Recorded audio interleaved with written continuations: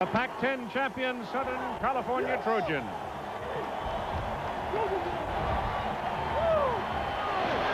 Their 27th Rose Bowl game over the years. Larry Smith's third season, and it's the third successive championship for him, second successive year in the Rose Bowl. And here is Bo Schembechler, who will close out a 21-year career at the University of Michigan today as the Wolverines, the Big Ten champions, come into the bowl.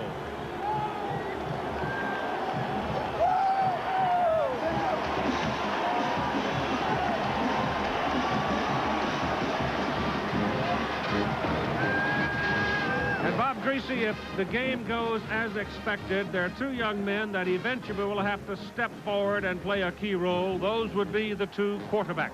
Well, the teams are so strong, Keith, that if you look for something that is not so strong, I think you have to look at the quarterbacks. One is a fifth-year senior, the other is a redshirt freshman. They're playing against two of the best defenses in the country. Michael Taylor, the fifth-year senior, leads Michigan. He's the most efficient quarterback ever at the University of Michigan. His problem is he's had some injuries. He is not a pure passer. He has not practiced well this week. He has some nerve problems in his arm. The young man, the redshirt freshman, Todd Marinovich, has done great. He was the first quarterback ever named, redshirt freshman quarterback ever named to the All-Pac-10 team. He has played very well. When he struggles, the team struggles. They're going to try and cut the game plan down for him, take some of that mental load off of him today. All right, we're ready to play the Rose Bowl game between the Southern California Trojans and the Michigan Wolverines, and Michigan has been designated the home team. The Southern California Trojans will have the football in the first possession of the ball game. These two teams played last January 2nd. Michigan came from behind to win. Michigan came out here, played UCLA in the second game of the season, won by a single point. And here they are playing in the Rose Bowl turf for a third time in this calendar year. Bo Schembechler closing out 21 years at the University of Michigan as football coach with this game today. Emotion on both sides as high as you can get it. Travis Hanna is the middleman for Southern California with J.D. Carlson to kick it off. And the game, number 76, is on. Way deep into the end zone. Carlson showing, I think, perhaps with that kick, how high his team is, because this is the coach's last game. Southern California in the white, the visiting team in the designation, and Todd Marinovich comes out. You see the numbers on him. NCAA freshman record. He is a youngster who grew throughout the season, though in his last game in the regular season, he was not particularly sharp against UCLA. It was a 10-10 tie. The first snap of the day with Ricky Irvins, the tailback, Leroy Holt, the fullback. Holt has the ball and picks up 6 yards on the carry. Marinovich is 6'4", 210 from Balboa, California at quarterback. Ricky Irvins, the tailback, 5'8", 190, grew up just a few minutes from the Rose Bowl. Leroy Holt is from Carson, California. The wideouts are Gary Wellman and John Jackson, also native California. Galbraith, the tight end. Moody, Parkinson, Leggett, Tucker, and Schultz are the big people up front for Southern California. Moody playing in place of Pat Harlow, who has a herniated disc. And on the second play, Marinovich throws complete to Wellman, first down. Wellman across the 30 at the 33. The defense for the University of Michigan lines up with Evans, Teeter, and Hutchinson down. And Marshall, Grant, Anderson, Abrams, the backers, with Marshall and Abrams playing pretty much as defensive ends. In the secondary, and it's a very good one, led by two outstanding safeties, Welborn and Murray. Key and Dutton are the corners. They play on real grass at the Rose Bowl. The referee today is Jim Kimberling out of the Big Ten. The umpire is John Pemberton of the Pac-10. It's a mixed crew. Headlinesman Wayne Meese, Big Ten. Charles Zubin, Pac-10, the line judge. Michael Sheehan, Big Ten, the field judge. Gary Hurst, the side judge, and Richard Rios, the back judge. On first down. Ball is at the 32-yard line. You pitch it to Ricky Irvins, and he turns the corner. And he gets to the 39, where Veda Murray makes the tackle. Working on the sidelines today. First off, here is Mike Adamle. Well, Keith, a lot of people are wondering whether Bo's final game will give the Wolverines a psychological edge over the USC Trojans. I don't think so. First of all, it hasn't sunk in to the players that Bo's retiring. And second, the Wolverines always play hard. But I was riding the team bus earlier this morning, and I did get a sense that there's a fair sense of commitment, a commitment to send Bo out a winner. Keith? Second down and 3 from the 39. Irvins, his second carry, close to the marker. And Mike Teeter, the middle guard for Michigan, brings him down. On the Southern California side of the field, Jack Arute.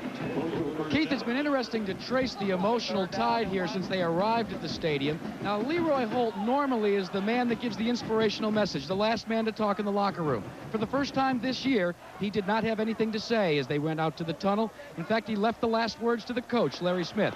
And what Larry Smith said, quite simply, was, have fun. Larry is 0 for bowls. He wants one. This is his third successive trip as the head man of the Trojans. And also the seniors of USC have never won a bowl game. They've been in 3 and have not won a bowl. The ball is on the 42-yard line. It was a first down by a half of football. And we are just getting underway. The day is not totally clear. Some haze has settled in, but it's quite comfortable to play a football game. Marinovich throws underneath and completes it to John Jackson.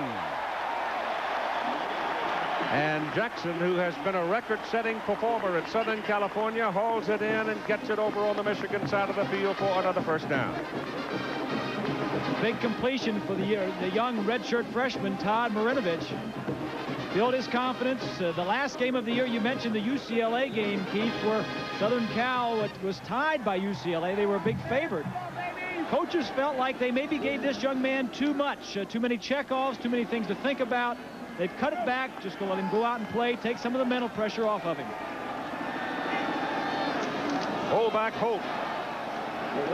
And Leroy Holt, who is a hammer, will pick up about 3 on the carry. Eric Anderson, inside linebacker for the Wolverines, and their leading tackler made that stop and gets up very slowly. And there's a Trojan getting up very slowly. It's one of the down linemen, Brent Parkinson. So I think Brent's going to have to come out. He's had his bell rung.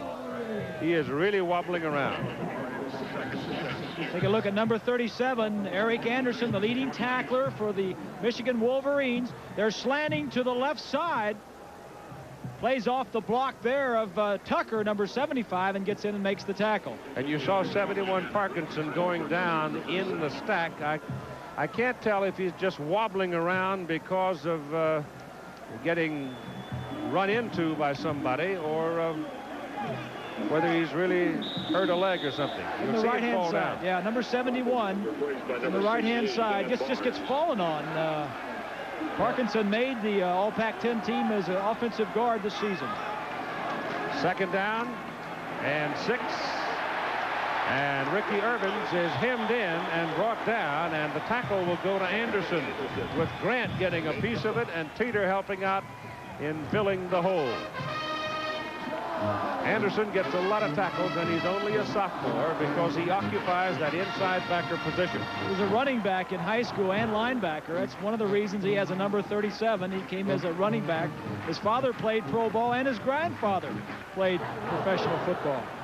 Joel Scott is in there right now. You get a nickel back on 3rd down and 5, a long 5, I might say. And Marinovich back to throw. He looks, he goes for Scott. Scott has the catch. He's just short of the 35-yard line, and he may have it. If they mark him where the man is standing on this side, it will be a first down, and it is. So once again, the kid hits it. At the beginning of the year, they were trying to protect Marinovich. At the end of the year, they felt like maybe he had too much to think about. Just a little quick out by Scott. Key is right there on the coverage, and the ball is there on time, and it's a first down. At the Michigan 35-yard line. And number 72 took off too soon. That's Michael Moody, and he's new at that position. It is a position that normally would be played by Pat Harlow. And Pat, I understand, is to have surgery on a herniated disc problem in his back. Come on, guys. We have a dead ball, false start on the offense. First down. Pretty hard to miss Moody. He's 6'7", 290.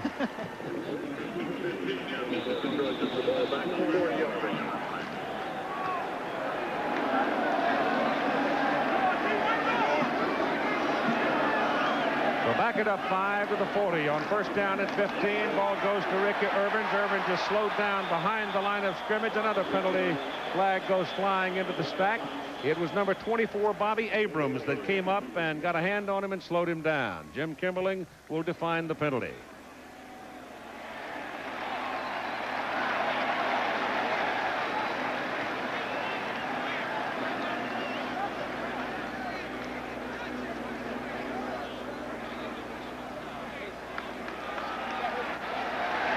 So somebody got a piece of a face mask. Larry Smith talking about his football team getting ready for this ball game, feeling confident going into the ball game.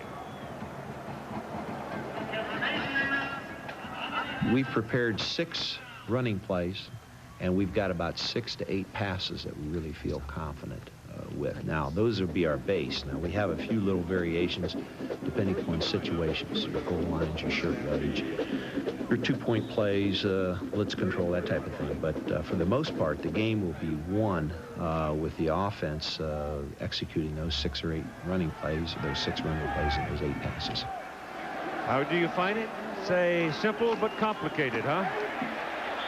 So they go back to the original line of scrimmage after the inadvertent face mask, and on first down and 10, it's Irvins, the junior, brought down by Bobby Abrams, and he's taken down at about the 32-yard line. We've got 11 minutes and 9 seconds to play in the first quarter at the Rose Bowl in Pasadena.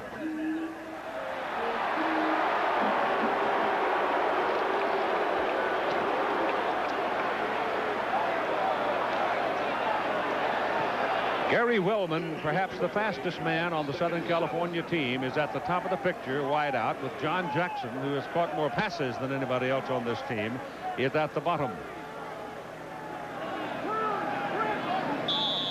And even the footballs carry commercials these days. On second down and 7, Marinovich getting some heat, steps away from it, and down he goes. And it was a shoe-top tackle by Sylvester Stanley and T.J. Osmond. There's the problem with Brent Parkinson. It's a knee. And a very bitterly disappointed young man. He has had his problems trying to stay healthy. And right now, it's not fun. Dan Barnes replaced him. Dan is a senior from Woodland Hills, California. Barnes was the starter earlier in the year, the first couple of ball games. Parkinson came back in, played so well in the last 9 games that he earned all Pac-10 honors. It's a big disappointment to look forward to the Rose Bowl, get hurt on the first series. Third down and 8. Marinovich again pumps it, gets some pressure, miss. Stanley can't get him. He's got all day. You can call this one a coverage sack. He threw it right into the hands of Trip Welborn, and it's an interception, Michigan. Well, he had the confidence going on those 2 passes he completed, and the whole ball may have started to unravel right there. This was not a good decision. This is what we talked about, the redshirt freshman. The weakness of this ball club right now is Marinovich's inexperience. He should have just taken the ball and run out of bounds. There was nobody open. Welborn was right there, has made big plays all year. The All-American comes up with an interception in the first drive of the ball game. Number 3 is Welborn. Sees what he's trying to do. You're only going to gain 5 yards anyway. Just throw it into the ground or step out of bounds. Throw it away. Throw it over everybody's head because everybody was around him anyway. Clock stops at 10:07 to go. First quarter, Michigan getting the ball for the first time.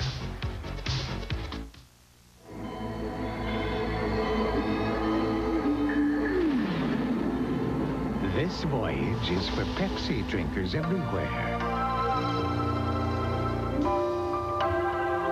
There's a whole nother world out there. Diet Coke. Discover the 1-calorie real cola taste worth leaving Pepsi for. The taste of it. One giant sip for mankind. So the Michigan defense makes a play out of a mistake by the Southern California quarterback. The Trojans had 12 plays, 47 yards, 4 minutes and 53 seconds of time, and they turn it over. And Michigan comes out of it with very good field position. First down for the Wolverines at their own 38-yard line. Michael Taylor hands it to Leroy Horde, who was the MVP in this ball game a year ago, and he does not get much as Delmar Chesley fills the hole from the inside backer spot and takes him down. The lineup for for Michigan will be Michael Taylor, fifth-year senior at quarterback. He has had some nerve trouble in his shoulder and arm. Horde is the tailback because Tony Bowles is gone. And Jarrett Bunch, who had a big game against Ohio State in the closer, is at fullback. The offensive front is very, very big for Michigan. We'll run them down for you when we have time. Handoff is inside on 2nd down and 9. It's a pickup of a couple of yards by Bunch. The defense for Southern California, you get Gibson back in the ball game at nose guard. He's been out most of the season, big fella, and with him going back into there, and Owens, see, you've now got the down 3 that makes Southern California's defense among the very best in the country. Those 3, Owens, Gibson, and Ryan, the backers are there. The defensive secondary is among the best in the country. 3rd down and again a long 5 as Taylor goes to throw. Down the middle it goes and through the hands of the intended receiver. Incomplete, tight end Derek Walker. Well, it looked like that time, Bob, that the quarterback had plenty of zip on it. Nothing wrong with that pass. His carrier was there to help knock the ball away, but the ball should have been caught. Walker, who came into the game with 12 receptions on the year, does not catch a lot of passes, but certainly should have caught that one. Chris Stapleton is in to do the punting. Back to accept it for Southern California. It is Larry Wallace. Wallace is a redshirt freshman from Stockton, a wideout receiver with plenty of speed. The Michigan kicking game, at least the punting side of it, has not been steady. This one goes to the 16-yard line where Wallace takes it and comes back across the 30. A 42-yard punt, a 15-yard return, and 8:38 to go in the first quarter. Both teams have now had the football, and we have no score.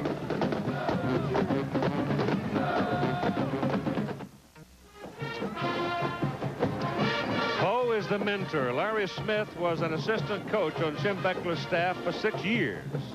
In fact, when Bo was here in '70 and had the heart attack, Cheryl and Larry Smith went back to Ann Arbor and took care of the children and the house while Bo and Millie had to stay here for the operation. First down as Marinovich goes back, swings it out, dumps it to Irvins. Irvins caught 34 balls during the season, the second receiver on the team, and he's picked up about 5 yards on that play. This is one of the things that Southern Cal has done well all year, and that is throw to the backs and to the tight end. Easy completions to the people that are closest to you. Has sustained a lot of drives. 2nd down, 4.5. Frank Griffin checks in, double tight end alignment now for Southern Cal. This is an alignment they added at the beginning of this season. They've used it a lot, which puts them to a double wide position down at the bottom of your picture. That's Bowman and Jackson together. Go the other way with Ricky Irvins. And a penalty flag is thrown. The referee, Jim Kimmeling, threw that one. That usually will get you a holding call. Sometimes a face mask. It's holding. When that umpire and that referee start throwing flags, you can almost take it to the bank. Well, one of the things about this team Larry Smith is not proud of is the number of penalties that they have had against them this year. They were last in the Pac-10 in the number of penalties. They were the most penalized team of all the teams in the We have a hole. It looked like it was on Barnes, number 68, as you see him being pulled out of the ball game. Parkinson laid up over there with a strained knee. Tuiasosopo, Titus Tuiasosopo has now come in. Number 68, let's see if we can follow. I think it was a takedown. He just grabbed him. The man was running away from him. And like I said, Parkinson played early in the year and then was the sideline because Parkinson was just playing much better. So the holding call backs him up inside the 30 to the 26-yard line. The play is into the middle up to about the 29 with Irvins carrying. And put Kean Ramsey in there at the guard position. Not Tuiasosopo, but Ramsey, a freshman from Independence, Oregon. That left side of the line for Southern California, offensive line, kind of beat up. Having the additional injury to Parkinson really hurts him. Grant, number 95, just takes on the fullback Holt, stands him up and then gets a part of Irvins. But you're right, Keith, they're down to their third string guard at that quick guard spot. They stay with the ground game, and Ricky breaks it big and has a first down, or very close to it, as he gets across the 40. They go to the right side of the line, in behind Leggett, Tucker, and Schultz, and found some daylight. Well, you see the numbers for Ricky Irvins. 8 times this year in ball games he ran for over 100 yards. He was the Pac-10 leader in rushing.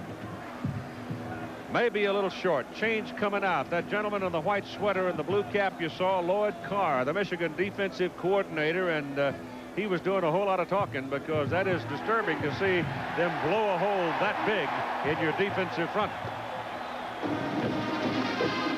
One of the things that he wanted to do was slant his line, which he does a lot, to stop the run, but also give Marinovich some new wrinkles so he can't sit back there and just pick his team apart. Michigan and Lloyd Carr does a great job of disguising their coverages. Most college quarterbacks, when they get to the line of scrimmage, can look at the secondary and know where they're going to throw the ball. You cannot do that against Michigan's defense. A first down by the length of the football. So it's called the 41-yard line officially, and they pitch it back. Nothing fancy. It's what is famous throughout the ranks of annals of college football, student body right. Just helmet on helmet, body on body, give it to the tailback and turn on the jets. And how many times have you seen it? And how many Heisman trophies do they have sitting over in Heritage Hall because of that play? You know, and he almost won this job, the running back job at USC, by default. They tried everybody else. They tried Scott Lockwood. They gave Aaron Emanuel a shot at it, and some other people. And Ricky Irvins, who is only 5'8" and 190, not your typical SC-looking running back, is the guy that won the job and produced. Go to a one-back set now with a fullback Holt. Swing it out. Ball goes to Frank Griffin, who is a quick-footed tight end from Rancho Cordova, California. Big guy, 6'4", 230, and he makes the play work for another Trojan first down.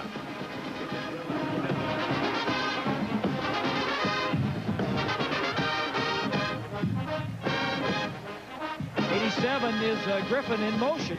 One of the things Southern Cal wanted to do is a lot of motion, a lot of formations to kind of force Michigan into a few different coverages so they knew exactly what they were going to be doing. That time, the little quick out to the tight end picks up some good yardage. Griffin is the 5th different receiver to catch a ball. A little quick pop to the sidelines for Jackson. John catches and then goes down as Murray comes in a hurry. Coming up next on ABC Sports, wind up our Bowl Fest Day, the USF&G Sugar Bowl, Miami and Alabama.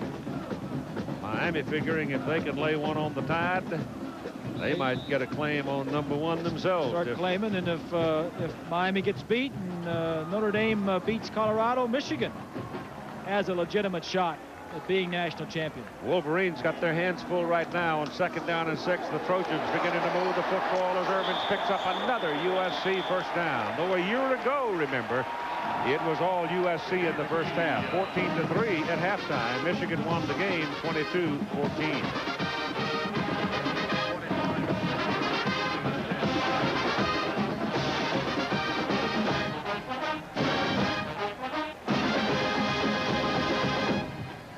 Brent Parkinson there with his dad. So that may very well mean that Brent won't be back. His dad came down out of the stands. He is a 5th-year senior. So his college career may be done. And Dad's with it. Leroy Holt hits in with some authority and picks up about 3 yards at 5 minutes to go in the first period. No score. Holt's an interesting story. You hear so much about the tailbacks at SC and all the Heismans that they've won. Ricky Holt has gained more yardage as a fullback at Southern Cal. Leroy Holt, I'm sorry, has gained more yardage as a fullback at Southern Cal than any other fullback in the history of the school. He has twice been named to the All-Pac-10 team, and I believe that he's going to go very high in the NFL draft next spring. I think he'd be a star. Yeah. Little shotgun action now on second down for SC. Marinovich goes underneath to his fullback for a first down at the Michigan 15-yard line.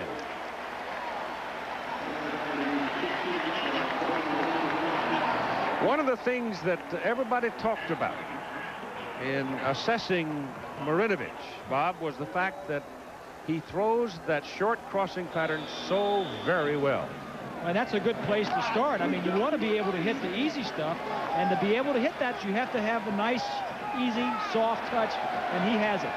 He's also a big kid. He stands up 6'4", which means he has very good vision looking over the offensive line. And that whirlwind into the middle is Ricky Irvins for a couple of yards. And Bo looking on from the sidelines as Southern California is nicking away here and biting away there and moving the football.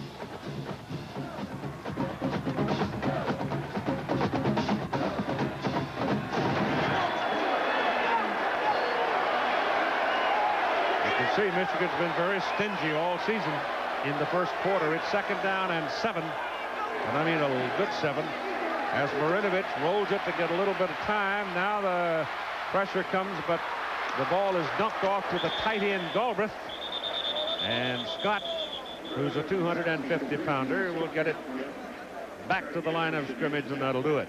94, T.J. Osman had Marinovich in his sights and was in full stride, but just missed him. Right, that is not the way the direction the play was designed. Galbraith was not the primary receiver. As you see, Rodriguez on the sideline limbering his leg. Was supposed to come to the right side, but the pressure diverted him to the left. It is third down and now 8 as they go back to the shotgun again, and Marinovich getting some heat and throws it away.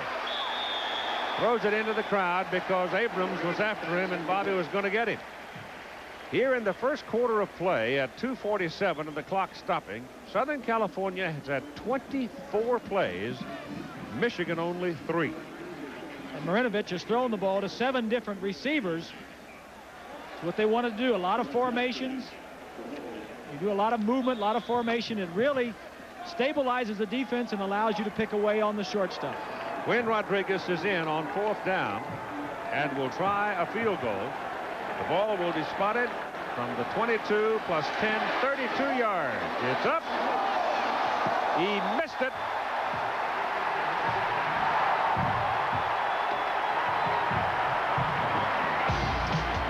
Larry Smith is wondering what in the world is going on.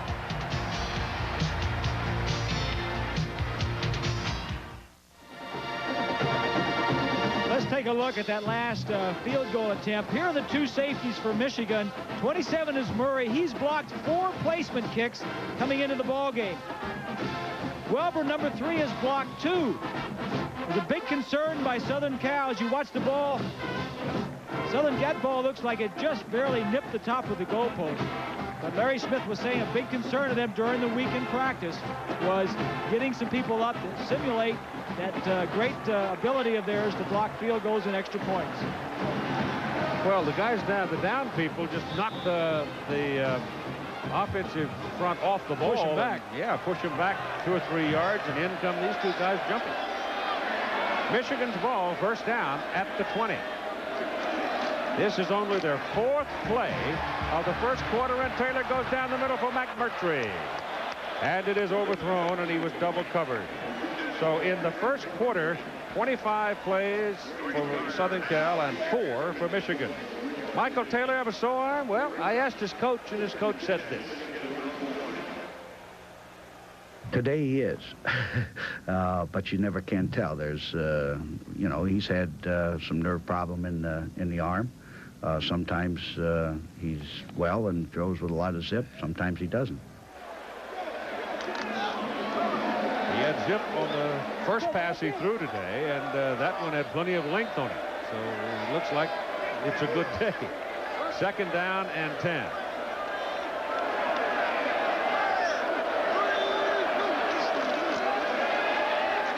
Little shovel to Jared Bunch, and Bunch will have a Michigan first down at the 31.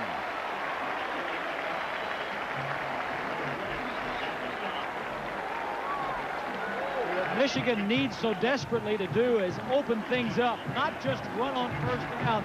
That's why you saw that last first down play, a pass down the field to McMurtry. It was overthrown, but it does send a message to the other side of the field that, hey, we're going to be wide open. We're just not going to run on every first and second down. 31-yard line.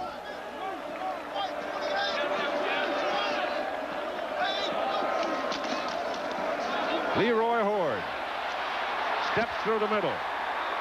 You won't arm tackle Horde. And you better get a shoulder on him because he will pound on you all day long. He did not start in the game January 2nd this year, but he was the MVP. Back that game, Keith, you mentioned earlier, he gained 142 yards against Southern Cal in last year's Rose Bowl. That is the only game in the last 2 years that any opponent has rushed for over 100 yards against Southern Cal. Second down and 2.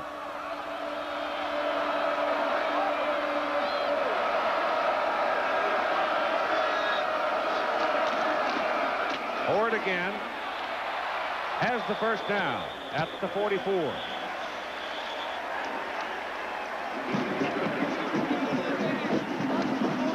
Jackaroo. Keith, a very discouraged field goal team for USC came off the field, and the first man that met them when they came back here was Coach Larry Smith. He gathered them around and he said, next time we'll put it through the uprights. Don't get discouraged. We're still in this one. Well, to have 25 plays, turn it over, and then have come down and miss a field goal all in the first quarter, you've got to be looking up to wonder if the sky's going to fall before the day's over. Taylor hands to Horde again. Leroy is one of those backs, and you've seen it many, many times. Your Simpsons, your Browns, your Taylors. It goes on down through the list. Zonkas, the more you use them, the tougher they get, and Horde is one of those kinds. Number 92, the top left of your screen in the white jersey, is Don Gibson. He was injured the first practice of the year for Southern Cal. Made it back for this ball game and is starting for the first time all year. He's a 2-year starter before this year. That's going to be one of the keys to that rushing defense for Southern Cal at the nose. Can he hold up and how long? Second down and 5. Bunch carries. And Jared Bunch will get across midfield for Michigan and down close to the Southern California 48. And you see the time running out at the end of the first quarter of play. So Southern California has dominated, possessed the ball literally all of the first quarter. But so far, nobody has scored. So after one, it's 0-0.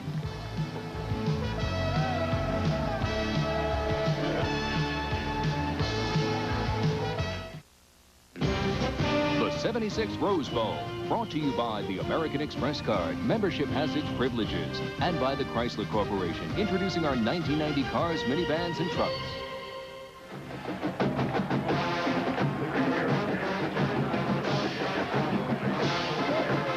Kind of hold your breath. He's high up, a gust of wind, and he'd be sailing off into the distance, wouldn't he? We go to the second quarter of play now. Scoreless ball game. Michigan owning the ball. Third down. 2.5 from the Southern California 48. Michael Taylor's pass thrown into the crowd. Incomplete. It'll be fourth down. I think somebody misinterpreted and McMurtry cut it off 4 or 5 yards sooner than Taylor thought he would. And Junior Seau, the outside linebacker for the Trojans, was right in his face, forced him to throw the ball maybe before he wanted to. Stapleton comes in. First kick today was 42 yards. Michigan has had four punts blocked on the year.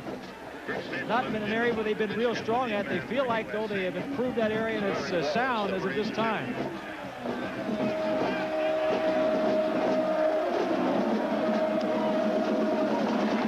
Block. Number 90 blocked it. Dan Owens. You can't advance a block kick. Nope. Seau picked it up, took off with it.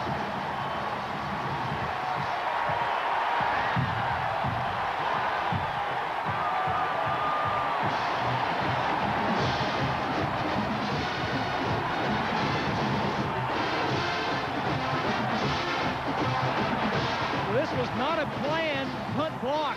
Look at the spacing here. You don't have that many white shirts up there. You're not trying to block it.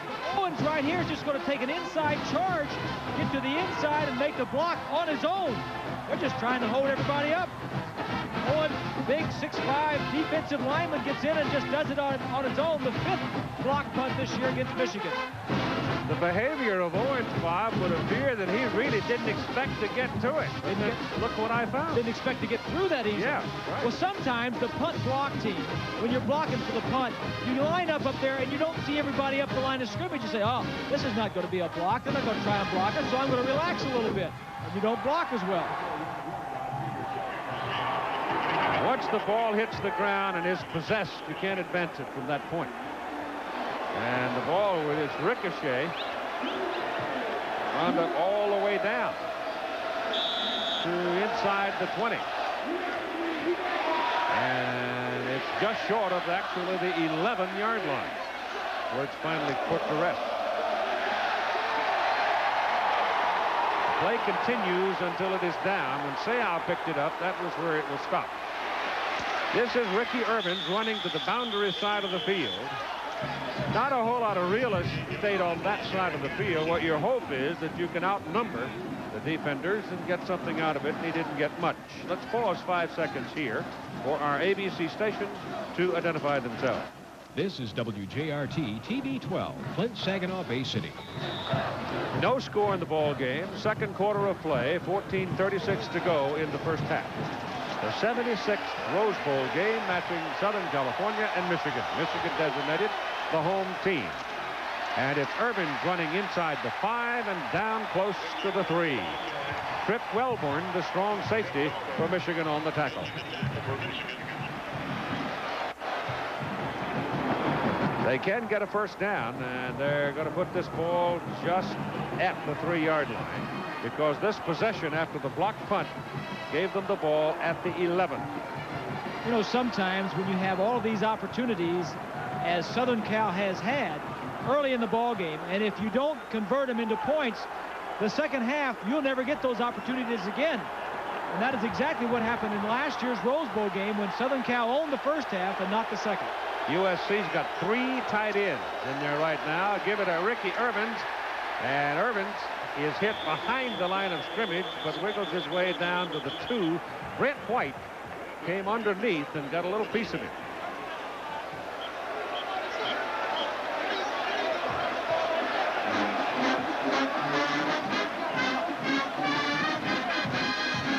Ask both coaches where the game will swing, and they will eventually get around to saying the kicking game, won't they? And turnovers, and that's what a block punt is. It's a turnover. It's like an interception. It's a change of possession. Larry Smith has said that the punt is the single most important play in football. He had great teams when he was at Arizona as far as blocking punts. In fact, he had 27 punt blocks in all of his years, his 7 years while he was at Arizona. He has not been that successful at USC, but he certainly has been successful at blocking them here today. Just short of the first down. They're going to go. Well, it's supposed to be a macho game, isn't it? But both of these teams are big and physical. There is a lot of talent on both sides of the line of scrimmage. In fact, Keith, I think in the next 2 years, there's going to be probably 10 first-round draft choices come off of these two ball clubs this year and next year. There's that much talent. They need the better part of a foot for the first down. 1.5 yards for the touchdown. Marinovich, the quarterback. It depends on the mark. And how do you get a mark?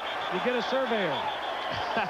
Michigan's rolling around with the ball, but the whistles had long since blown.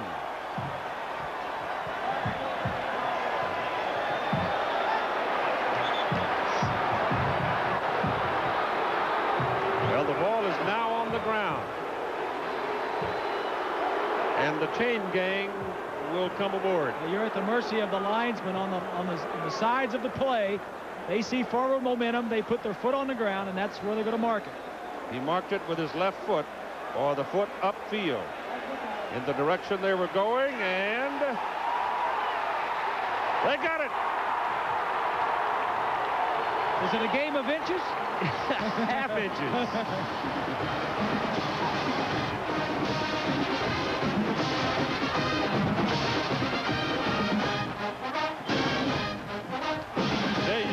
However, is still giving a little conversation to the mark.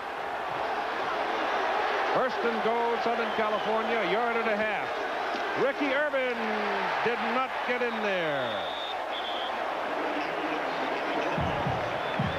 He reached it across the goal line as Eric Anderson laid a lick on it. Michigan has given up only 7 rushing touchdowns all season. So look at the line of scrimmage, the surge of the defense. It's more dark blue jerseys across, and the defensive line gets the pushback, and the linebackers get across the line of scrimmage to make the hit. Second and goal. Marinovich missed the handoff, keeps it himself, and scores the touchdown.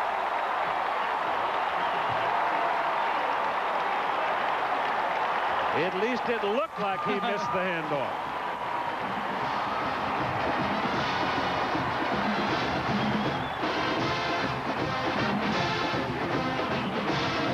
Leroy Holt went by him like a bullet. Let's see what you think.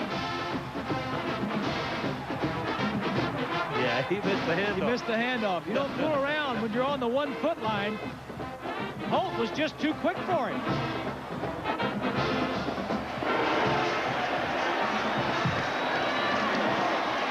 The extra point is good. At 12:42 to go in the first half, we've got a score. Southern California goes to the lead 7-0.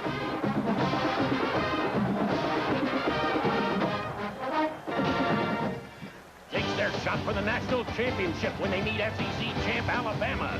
The USF&G Sugar Bowl, next on ABC Sports. Let's go back to that last touchdown. Here is the fullback, Leroy Holt. He was supposed to carry the ball. Now watch him as he moves a little bit before the snap. He gets a little bit of a jump. That puts him too far forward. He looks back for the ball. Marinovich holds on to it, says, hey, I'll just take this in myself, but he could have been called for illegal motion. Yeah, but nobody said a word to him. He just went on across the field like that whole thing had been played. That's right. That's right.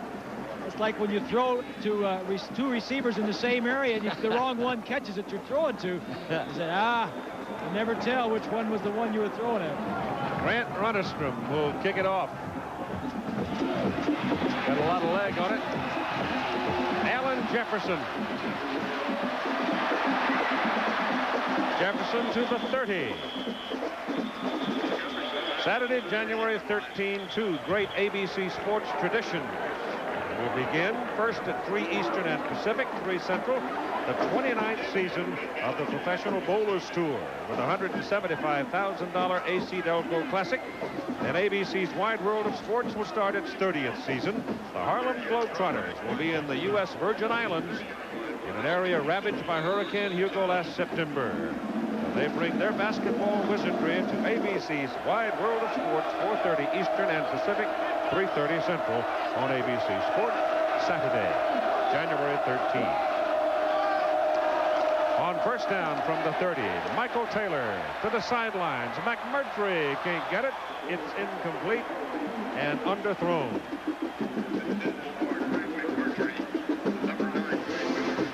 Junior Seau, the linebacker, 55, and Cleveland Coulter, number 8, who is one of the safeties, trying to a little fashion show today. They've got the black stockings and the black shoes and no white socks.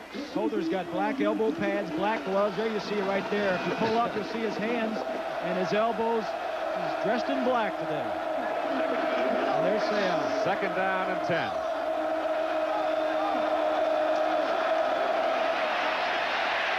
Jared Bunch, number 32, big strong man, but not all that fast to be running east and west against outside backers like Seau and Williams and Coulter supporting, and they take him out of bounds. As you look at Seau, number 55, is a dominant linebacker. You know, a lot of people compare him to Lawrence Taylor. They say he's the Lawrence Taylor of college football. Pac-10 Defensive Player of the Year. Only started the middle of last season and really came on this year. Just an outstanding football player. Comes into this game with 18 quarterback sacks. Loss of 2, third down and 12. That's Callaway in motion, getting on the same side with McMurtry as Taylor drops. Sets up a screen to Horde, and Horde will be dropped right at the line of scrimmage, and it'll be 4th down and 12, and the Michigan offense is sputtering. Well, they're sputtering because of the quality and the ability of the SC defense. They lead the nation in rushing defense and are number 2 defensively in the nation overall. Stapleton is in to punt. First one was 42. Second one was blocked. And that led to Southern California's touchdown. Larry Wallace is deep. No pressure at all this time, and it's a low line drive kick, giving Wallace some room. And he works his way back to about the 45-yard line. A 38-yard punt, an 11-yard return, and 11:31 to go in the first half.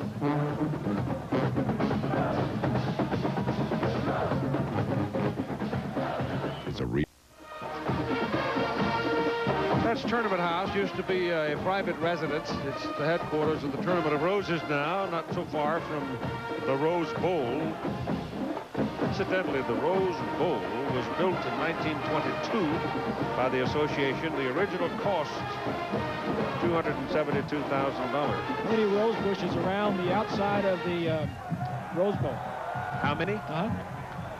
I don't have the foggiest idea. 3,500. Is that right? 3,500 rose bushes. Right? You got secondhand information. So look at the play selection right there. 31 for SC to 13 for Michigan.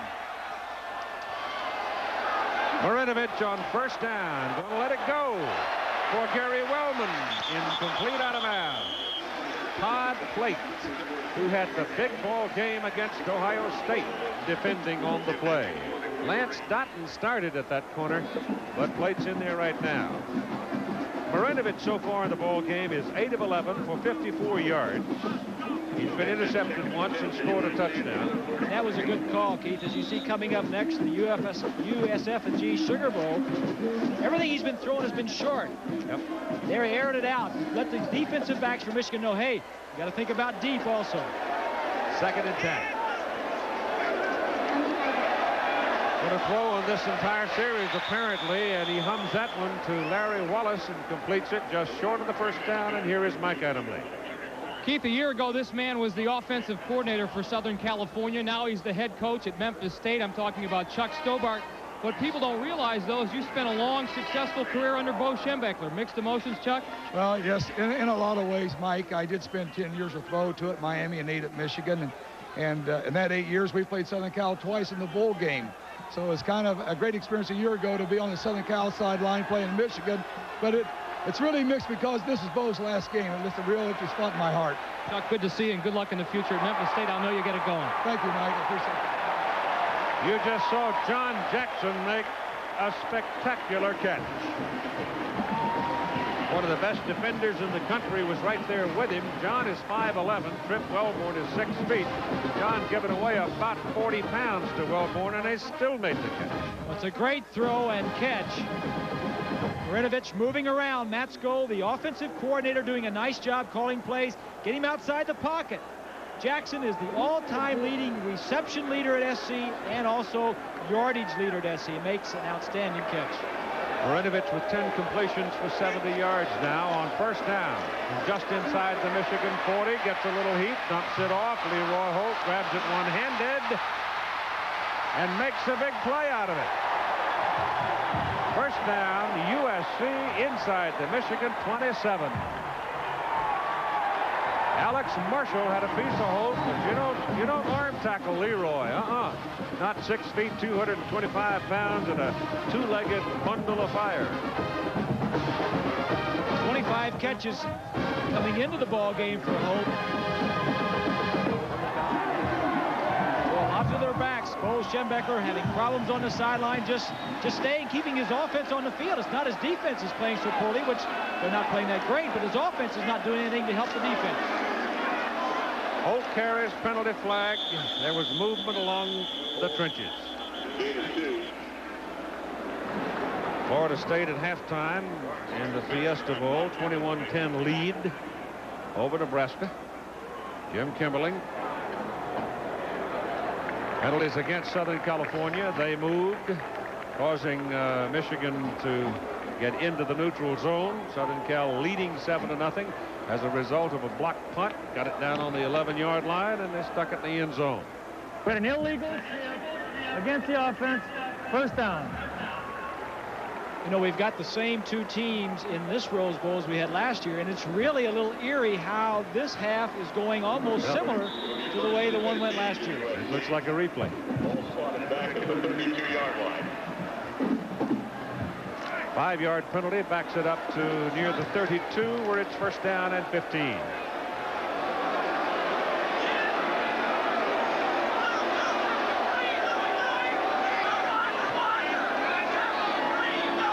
Out of the shotgun, this is the way they started this possession, throwing the ball, and that is thrown beyond the reaching Ricky Urbans out of the backfield.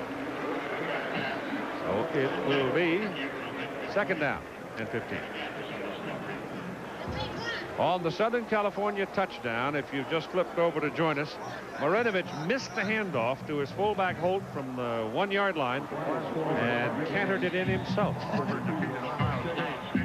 There's a comparison of the two quarterbacks so far.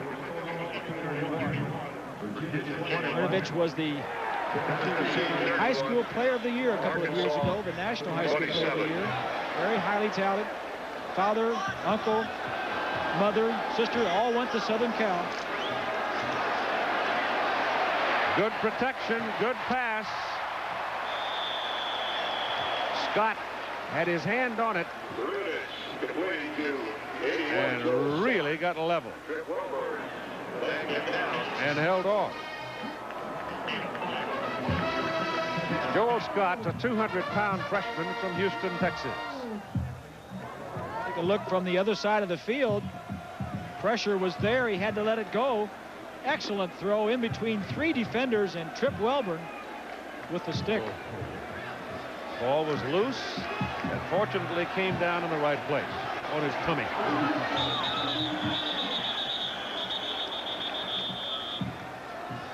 Time called by Michigan, 9:13 to go in the first half.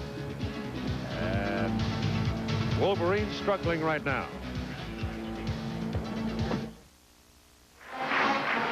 That picture coming from the Goodyear Blimp Columbia out of Carson, California, with Tom Mattis at the controls. And our cameraman, Peaches, Don Langford, working it. So Michigan has had a conversation now about what to do with the circumstances. They didn't want Southern California sitting out there possessing the ball. That means this is a very big play on third down, 9.5. They are right on the margin of Rodriguez' field goal range. So if they could wiggle off the hook here, they would feel it almost like a win of this little battle. Leroy Holt is the lone back. Marinovich underneath, short. Short hopped in front of Frank Griffin. Griffin was available. Todd couldn't get the ball to him, and now they come up on 4th down. And it was just good coverage, good defensive coverage. Motion by Larry Smith and the Trojans to try and dictate to the Wolverines what the coverage they wanted them in. They got the coverage, but Michigan played it well. Even if it would have been caught, been short of the 1st down. Now, on this possession, they've thrown the ball every play. On the previous possession, they ran it. And they're going for it on 4th down because it's a 4th down area. They feel like it's too far to kick the field goal. 4th and very close to 10. Down the middle, into the end zone, no good. And Trip Welburn is back to knock it away. The pass intended for Larry Wallace.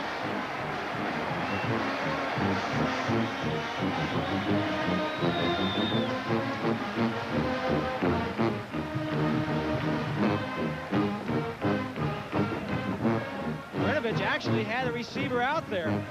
Welburn just makes a good play to get back there. If he'd thrown this ball a little bit further, Welburn right there is beaten. If the ball would have been thrown about 3 or 4 yards more, would have been a touchdown. Galbraith, the tight end, was also open 15 yards down the field. But it's Michigan ball.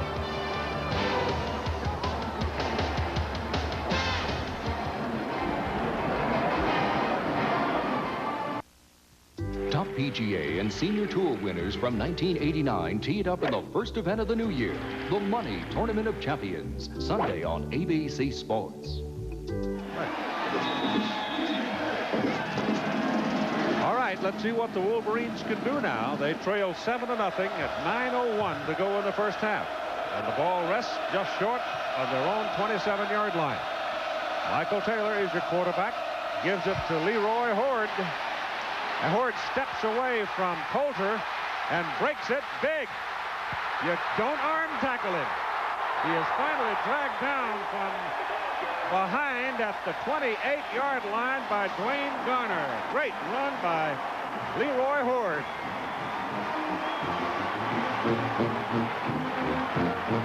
This is the same thing that he did last year. Great tackles, had a couple of big runs. SC contained him pretty well most of the game. There's 1 rusted tackle, 2 Carrier, 3 and 4. Finally, Garner brings him down after 46 yards.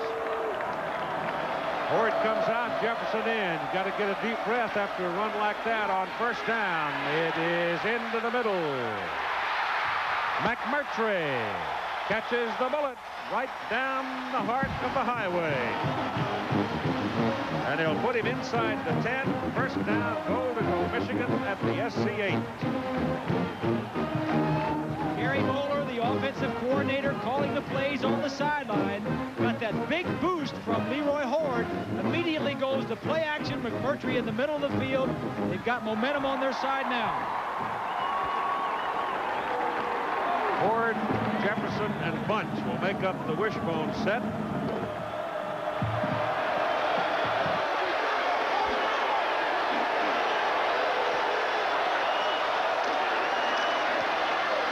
The big man, Bunch, to about the 6-yard line.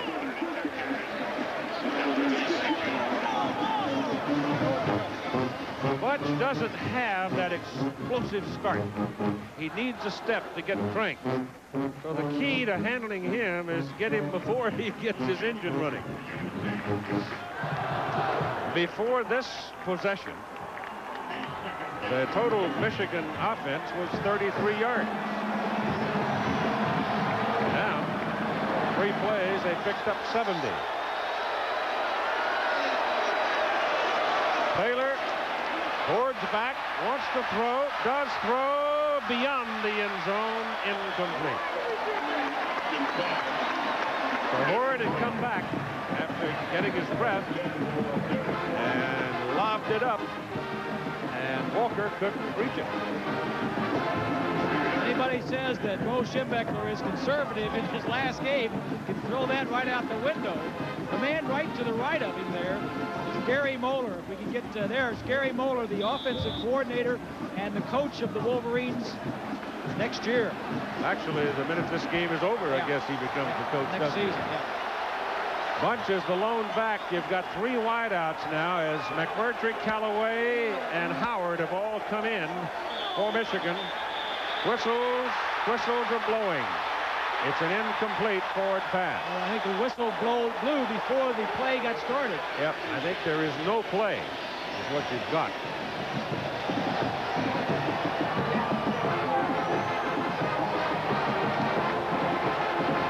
He had 3 wideouts, Howard, McMurtry, and Callaway all over here together, and they were going to covey into the end zone apparently, but the play was stopped. And it's a procedure call against Michigan.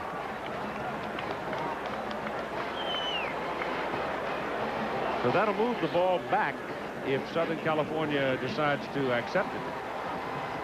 But they don't have any choice. It's a dead ball call, isn't it? I think it is. Dead ball foul. The play is repeated.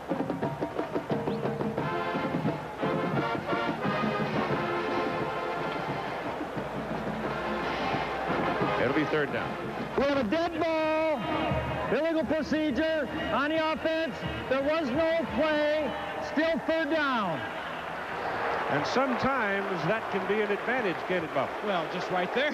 I mean, well, I don't mean that. I mean, it gives you more real estate to deal with, though, and back it up 5 yards. Yeah. The play that you had called, you end up getting sacked, or the quarterback got hit from behind. Now you have a little bit more room to operate. That's true.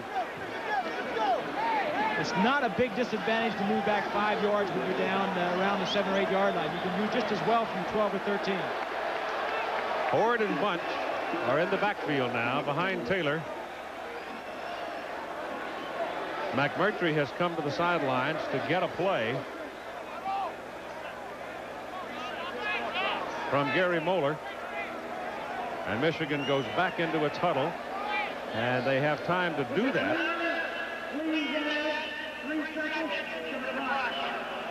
Because he's adding time on the clock. He had not wound it, I don't think. I don't think he had officially wound it.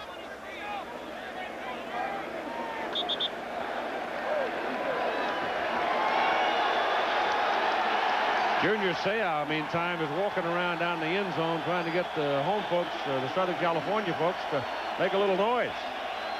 Make it as hard as they can. Now Larry is upset. He certainly is not upset about 3 seconds on the clock. If he's upset about anything, he thought the play should have went ahead and he wants to play.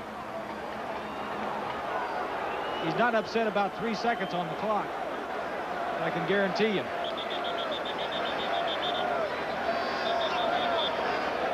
Now Jim's going to go over to the sideline and resolve that conversation, and sooner or later we're going to get can't run the play now, guys, because 2 officials are over there on the sideline. So just hold on a minute. Now Bo's waving his arms, and he wants his guys to get back in the huddle so they don't show the formation ahead of time to the defense. But they have already.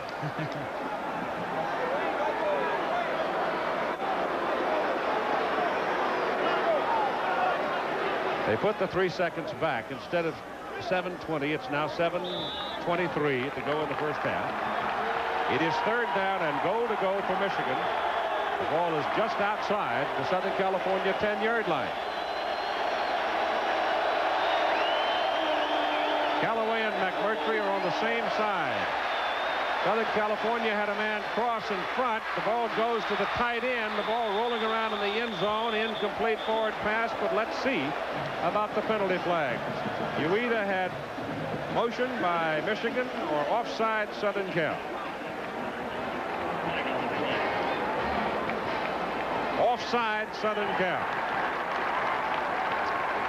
So the Trojans, trying to anticipate, make a mistake. There's a man right there at the end of the line. That's Owens. That's Ryan. 90. We have offside on the defense. Still 3rd down. what Larry Smith was upset about was he did not know that that previous play had been ruled dead. He did not know it was a dead ball foul. He thought the play should have counted. Once he knew that it was a dead ball foul, everything was all right. So now they go back just inside the 6, just short of the 5, where it is still 3rd down. This has been an adventurous 3rd down, hasn't it?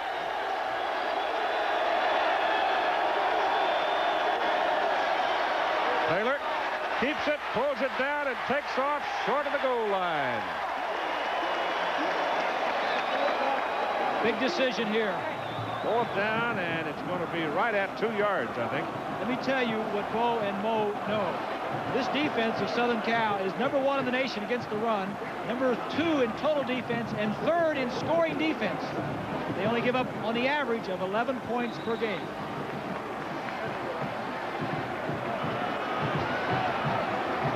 J.D. Carlson is on the field. Tom Rogerman, linebacker coach. If you ever want somebody to jack up your troops, that's the guy. Boy, he can do it. He'll light their fire. J.D. Carlson's field goal try. A high snap. Ken Solom pulls it down. The kick is good. And he's 13 out of 14. This one good from 19 yards. And Michigan is finally on the board.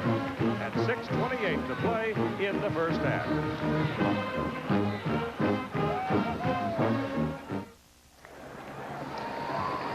Here in Pasadena, where some of the floats from today's Rose Parade are parked, people can go see, and you can see a lot of people are doing just that. A few people still out there looking at the floats. Yeah, well, I tell you, they're worth the trip if you got the time. J.D. Carlson now will load it up and kick it off from Tallahassee, Florida. Travis Hanna, Calvin Holmes, and Bruce Luigi. The white shirts are waiting for the ball. Travis Hanna is the man in the middle for Southern California. Carlson's hit it deep. And here comes Hanna. Look out! Carlson makes the tackle. Well, I'm still looking for a nickname for J.D. because J.D. sounds like chairman of the board, and he's not quite ready for that yet. He is a gamer. Let's join Mike Adamle.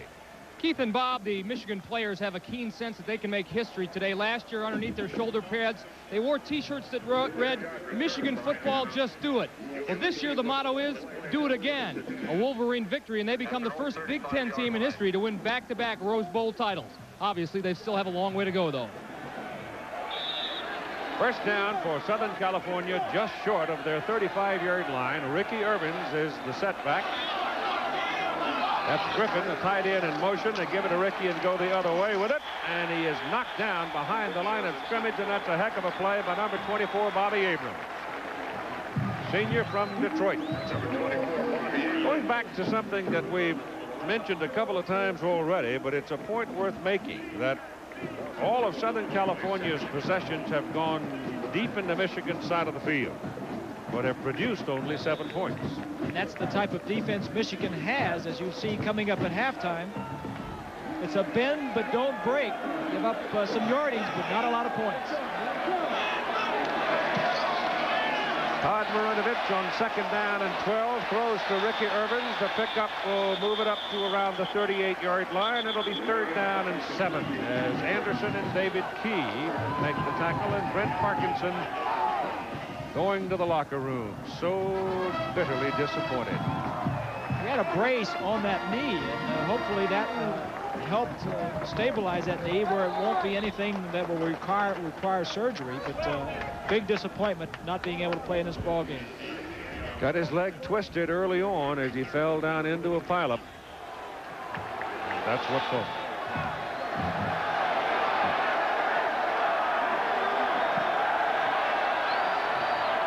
3rd and 7.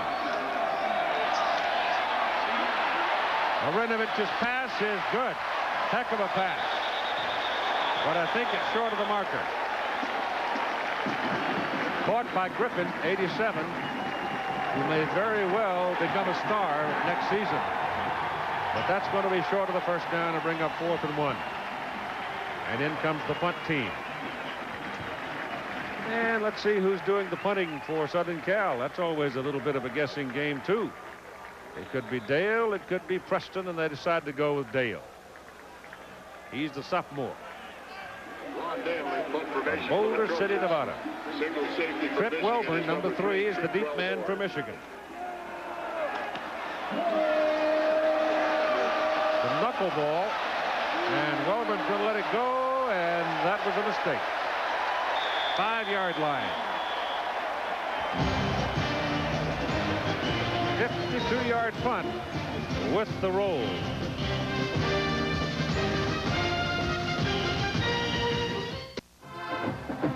The Honda Scholar Athletes of the Year, brought to you by American Honda, proud to support amateur athletics. This year's Pac-10 award goes to John Jackson, senior flanker, USC. The Big Ten Scholar Athlete of the Year, Don Davey, academic senior, defensive end, University of Wisconsin. Honda will present a check for $2,000 to the general scholarship funds of the University of Southern California and the University of Wisconsin. From the 5-yard line, first down. And Randy Horde is now in for Gibson along the defensive front for Southern Cal. Michael Taylor to Leroy Horde out of the end zone, and here it comes. First down, out across the 15 to the 17. And Ernest Spears finally got him down.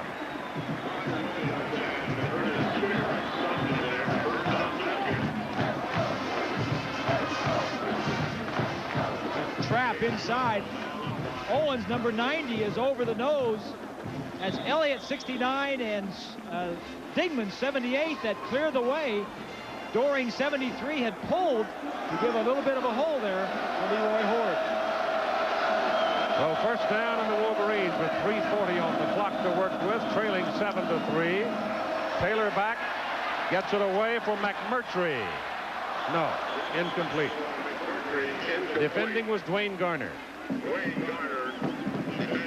McMurtry's had some daylight between him and the defender out there on 2 or 3 different occasions, but each time the ball has not been on target. Well, that time it was one-on-one coverage, but the ball was thrown too far up the field. If he would have went down 20 yards and broke straight to the sideline or come back for it, and the ball had been thrown there, it would have been an easy completion, but the ball was thrown too far up the field.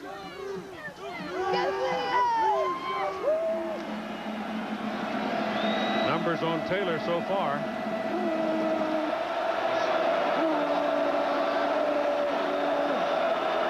Second and 10.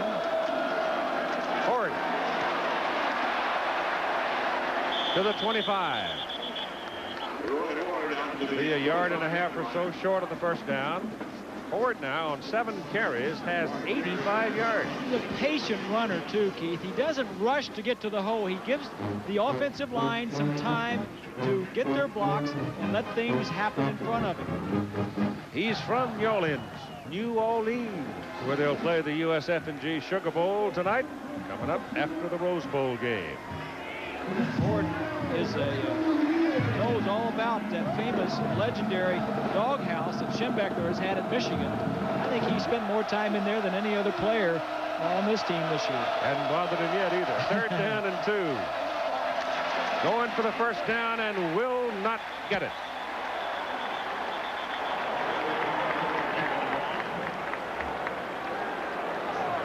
Somebody got some leverage on him and really pinned him down, and that somebody, I think, was Mr. Williams. Yep, it was 99 Tim Ryan and 54 Michael Williams.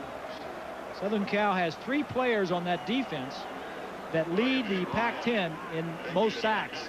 Ryan has 19, Sehow has 18, and Owens has 12. They really get after it defensively. So now the Wolverines have got to kick it away. It is 4th down and 1. Stapleton is in. He's at a 42-yarder, a block, and 38 yards. Larry Wallace drops back. If he handles it well, he should get pretty good field position as the clock runs at 1:50 to go in the first half.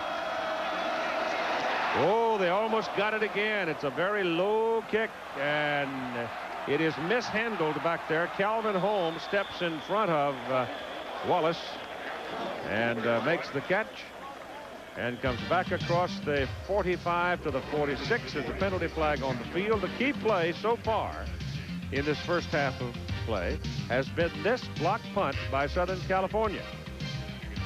Number 90 goes in and gets a piece of it. That would be Dan Owen, and he wandered in so easily I think he was almost startled. Now you can advance a punt. You pick it up and you can move it, but once you're down you can't advance it anymore, and there was a fumble at the end of this and that effectively stopped it. You had a clip call against Southern California for that penalty flag, and here is another angle of the block which led to Southern California's touchdown.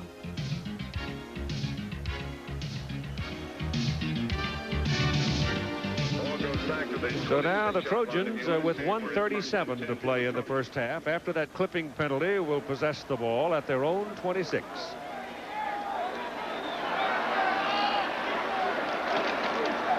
Ricky Irvins got a little leverage on the corner for about 3-yard pickup. Watch the team.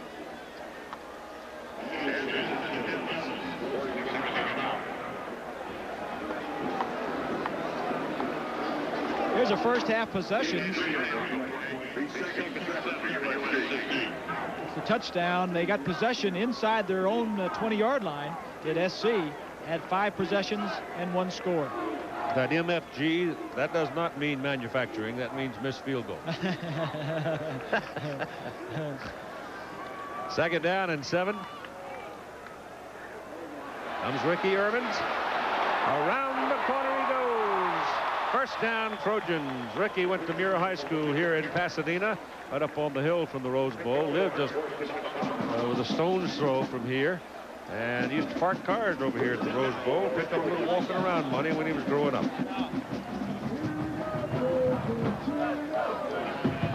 We'll have both bands for you at halftime. The day grows more gray as we move along with the forecast of rain in some areas of Southern California this evening.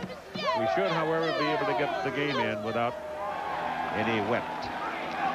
From the 42 on first down, Marinovich throws sideline, pass good to Scott. Scott, instead of going out of bounds, tried to turn it back into the field, and will cost his team some time.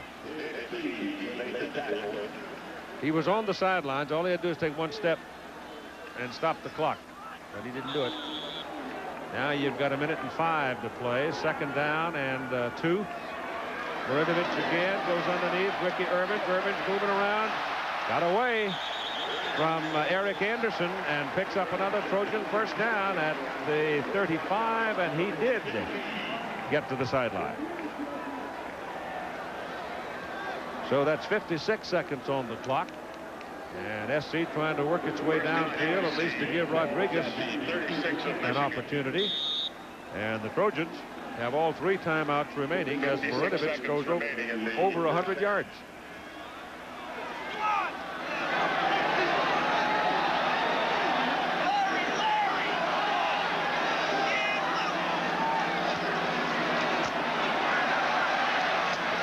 Out of bounds, Irvins. Just nibbling away. They use 5 seconds for that play. Passes to the backs, out of the backfield. They are really outlets. They just go down about 5 yards downfield and turn around. Marinovich looks downfield. If nothing is there, drops it off, and he has effectively moved his ball club 35 or 40 yards just taking the backs out of the backfield. Second down, 4.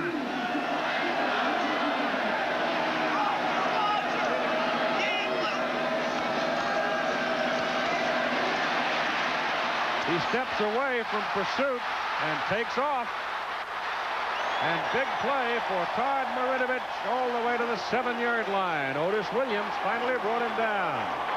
And the chains are being moved. The clock stops at 41 seconds. Take a look here. They went man-to-man this time, and there's going to be nobody in the middle of the field for Marinovich. Change up the defense. You don't go zone. One of the problems is nobody in the middle of the field. That allows the quarterback to get up and run. Looped into the corner of the end zone, intended for Scott. No good. Double coverage over there on him. He couldn't even get anywhere near the ball. So that'll be second down and goal from the 7th with 32 seconds. And And Southern California still with 3 timeouts, so they've got a lot of timeouts to work with. And Bo hasn't said much to anybody lately. He's kind of calm. I think he's got this half figured out. He's just waiting for halftime. He gets in there and fires them up. That was a great. We showed that 1971 pregame speech of his. We got big goals. We got big. He fired me up. Well, I was ready to come out. Key is out at cornerback for Michigan, and Dwayne Ware has come in. The last game for Glenn E. Schembechler. Second down and goal for the Trojans. Irvin to the 3, and now they'll call a timeout. And that'll stop it at 27 seconds. They're wrestling over the ball down the bottom, but the whistle sounded a good long time ago. The play has been dead for some few seconds. Timeout USC.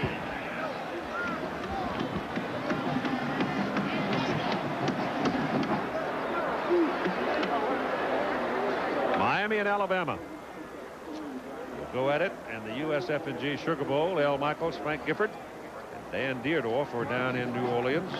Call that one for you. Gary Bender and Dick Vermeil and Cheryl Miller covered the Citrus earlier today. And Keith Jackson, Bob Greasy, Jack Arute, and Michael Adamley are here at the Rose Bowl. You know, you talk about these two defenses and how good they are. You watch that Miami defense. I think that Miami defense, what makes that Miami defense is the front four. That front four is the best in the nation this year, unquestionably, and maybe the best. They've had some articles about maybe the best of all time in college football. Illinois defeated Virginia by 10 today in the Florida Citrus Bowl, seen here on ABC Sports. Tennessee defeated Arkansas. Johnny Majors capped off a wonderful season. Great comeback. Auburn defeating Ohio State. And there's a story out of the Hall of Fame Bowl coverage that Barry Alvarez is going to take or has been offered the Wisconsin job. Steve Spurrier has gone to Florida from Duke. Barry Alvarez, the defensive coordinator for the Fighting Irish. Pecking away at Lou Holtz's staff, aren't they? 2 have already gone. Third down and goal. Key is back now at quarterback for Michigan. 27 seconds remaining in the first half. Marinovich throws it. No good. Penalty flag. Wellman was the intended receiver. Zeta Murray came over the top and may have made some contact on the way. This play started out as a pick. The 2 outside receivers coming to the inside. The back goes to the outside. Once that's over with, then Wellman comes back to him. That's pretty good play right there. Pretty good play. May have called him for his right hand on the back, but put your hand on the back as long as you don't shove him or affect his chance to catch the football. It's a split crew. We have a hold before the ball is thrown against the defense. First down. Well, it couldn't have been Murray. Couldn't have been against Murray then before the ball was thrown because he wasn't anywhere near it. They didn't call that. I'm glad to hear that. That was a good defensive play by Murray. The call was defensive holding before that, and we didn't see it.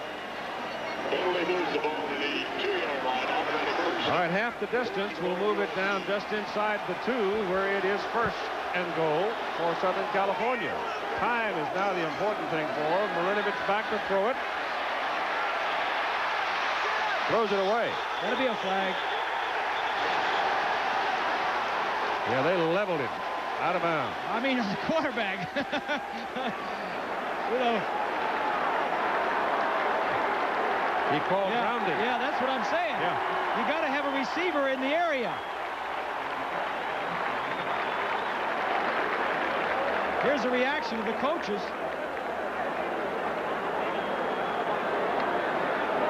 There was no receiver in the area that he threw that ball to. And Bo wants to be heard. And Larry is saying, there's a receiver right there, see? That is a crucial penalty. We talked about the quarterbacks being the big play people, maybe the weakness coming into this ball game. That is another big crucial mistake for Marinovich. If he would have thrown that ball out of the back of the end zone, there would have been no flag. Now you move him back 10 yards from the spot of the foul. It's a 17-yard penalty is what it winds up, and with it goes the loss of down, of course, on intentional grounding. And you're down now to 14 seconds. Trojans with 2 timeouts remaining. Big play there. You got Jackson and Wellman on the same side. You got pressure on Marinovich. He steps away from it. He throws it back the other way. It is to Griffin, and Griffin falls down. Wellman has thrown a block over there to give him a little room, and so has Jackson, and Griffin trying to cut back. The daylight falls down. We know he is upset that he fell down, but it's a good thing that he did. There's 3 seconds on the clock. If he would have stayed on his feet, continued to run, the half would have run out. Probably would have missed what amounts to a field goal opportunity for Rodriguez. Right. Watch to the top of your screen. Now the receiver is going to come from the bottom, is going to go way up to the top. Now he's got plenty of running room, but he falls down. If he would have kept running, he would have used up the 3 seconds remaining on the clock. Now they got a chance at a field goal. And it will be from 34 yards. Missed from 32 earlier. 34-yard field goal attempt by Rodriguez. Jackson puts it down. It's good. And the half is over. A year ago, it was 14-3 at halftime. Or at least January 2nd. This game, it is 10-3 at halftime. Smith knows that both Murray and Welburn can get up there and block field goals. He's happy to get out of there with 3 points. And so it's 10-3 Southern California, back with our halftime activities from the 76th Rose Bowl game after this message and a word from our ABC station. Halftime at the Rose Bowl, wishing upon a star. Bob Greasy's favorite pastime. Some of the highlights from the first half of play will include a field goal that was missed by Quinn Rodriguez in Southern California's first attempt to get on from 32 yards, ever so close. But part of the story here are numbers 3 and 27. Larry Smith told us that they worked in practice by boosting some defensive backs up on the shoulders of some defensive linemen to try and give a good picture of what it would be like trying to kick over those 2 defensive backs. Welburn and Murray, the safeties. Now the blocked punt. Watch from the right side. Number 90, Dan Owens, come in to block Chris Stapleton's punt. This is the 5th punt that the Wolverines have had blocked this year. And as we mentioned, Larry Smith is always big on special teams. He coaches them himself. Feels like the punt is the single biggest play in a ball game, and this got them down where they scored their first touchdown. And the touchdown resulted in Todd Marinovich missing connection with his fullback Leroy Holt, and then taking the ball himself and going into the end zone. Holt got a little bit of a head start, therefore was past Marinovich by the time he had spun around. Marinovich does what any smart quarterback will do, and that is get it into the end zone. So that's where we are at halftime with 10-3, Southern California leading.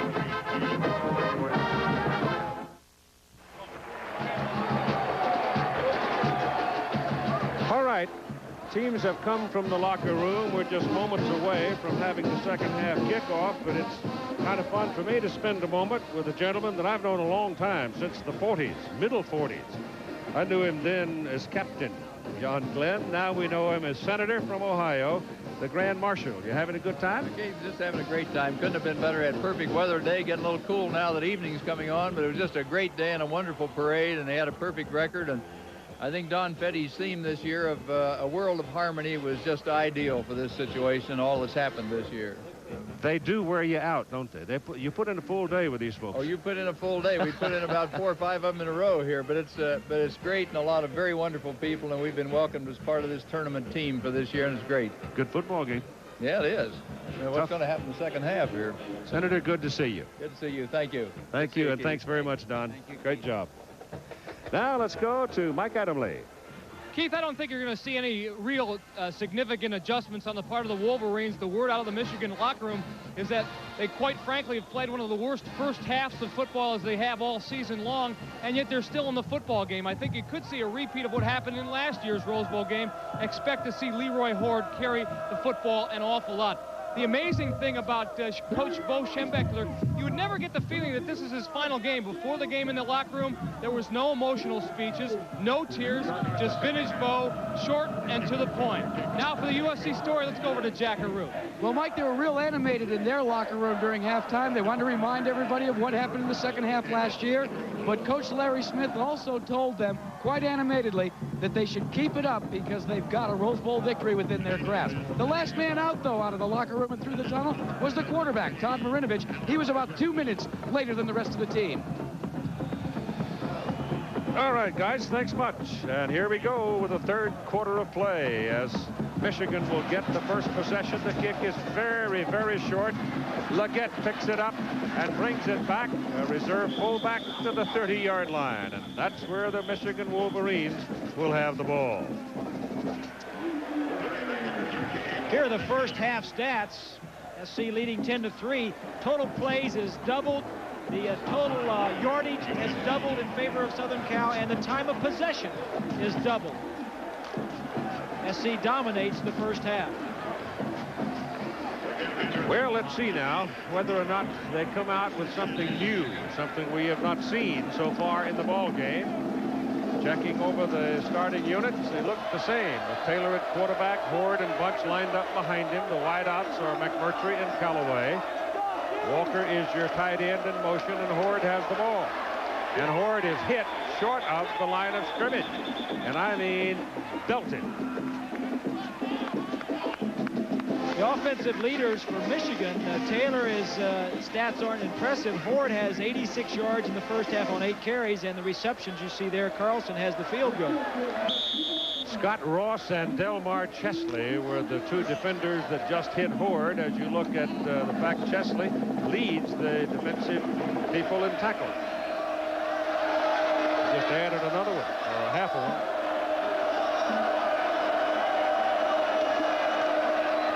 Taylor passes away, pass is thrown deep for McMurtry, and Garner defending incomplete. Well, Taylor threw that ball about 45, almost 50 yards. He threw it a long way, but the man was well covered. Garner was right there running with McMurtry, and in fact, he overthrew him. He didn't have a chance to catch it. If he would have thrown a little shorter, McMurtry may have had a chance to go up and make a play on it. You know, Mike Adamle told us coming out of the locker room that Schembechler told his troops that it was the worst half of football they've played this year. Probably the worst half they played since this game last year. Yep. Third down, 11. Bunt, the lone back. You got 3 wideouts. Pressure's coming on Taylor. He takes off. Got his first down. Taken down at the 46-yard line. And there you are seeing Michael Taylor at his best. He is not a great, pure drop-back passer. He cannot sit back there and throw stuff all day.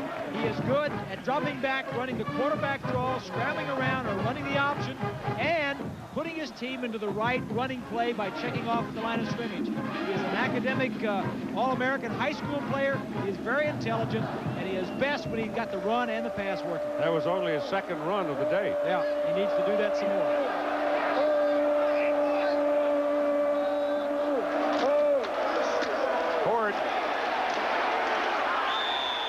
And Horde runs into Messrs. Ryan Gibson and company.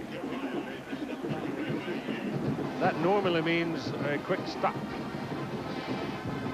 Pickup is a yard. Ryan is a 2-time All-American. Consensus this year, made All-American last year. He's a 4-year starter. Scott Ross, who was dinged up all season long, as we noted, starting at the inside linebacker position. And having him in there frees up Junior Seau to be even more devastating, actually. This is just an outstanding defensive team. They've got several players on this defense right now. They're going to be top draft choices in the NFL. Michael Taylor has something he doesn't like, and he calls a timeout.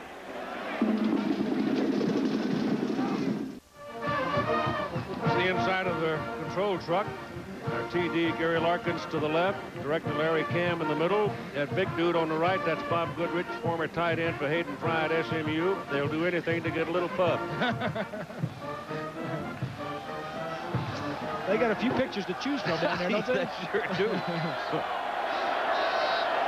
Second down, and call it 8.5 to 9. Taylor better go. Pressure's coming.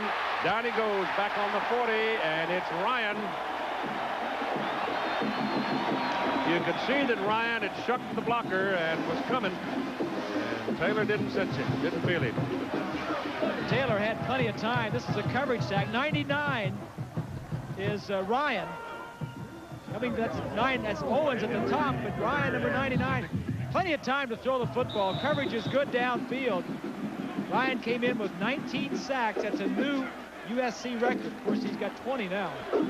Loss is 6 yards back to the 40. And it's 3rd and long. Ryan was a 5-time junior Olympic boxing champ when he was growing up. Seau was the man that got away across the line of scrimmage, but the question always hangs here. Did somebody move and tease him? Guard moved. I think it was Dingman that moved.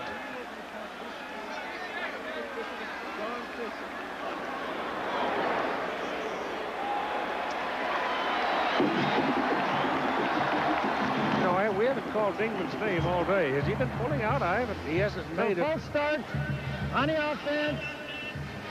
Dingman right there in the middle, number 78. Yeah, he's starting to pull. That was a pulling play right there, looked like, wasn't it? At least he was dropping back to pass block, but I haven't noticed him being terribly involved up front, because normally you see him out leading some sweeps.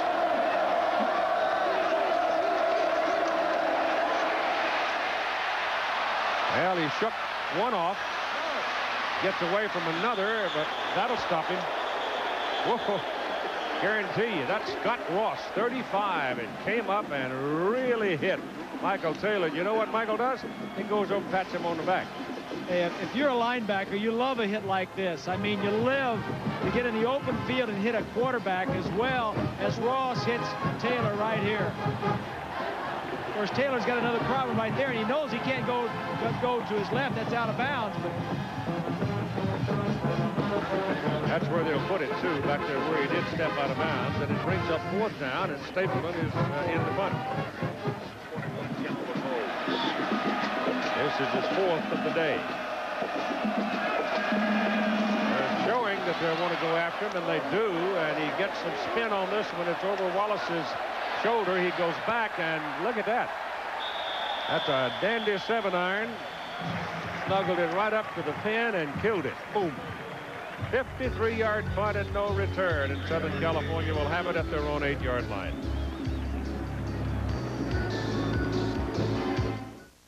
Number 2, Miami takes their shot for the national championship when they meet SEC champ Alabama. The USF&G Sugar Bowl, next on ABC Sports. The Goodyear blimp was first involved in telecasting a bowl game back in 1962, the Orange Bowl. This one is the Columbia. This blimp is out of Carson with Tom Metz, the pilot.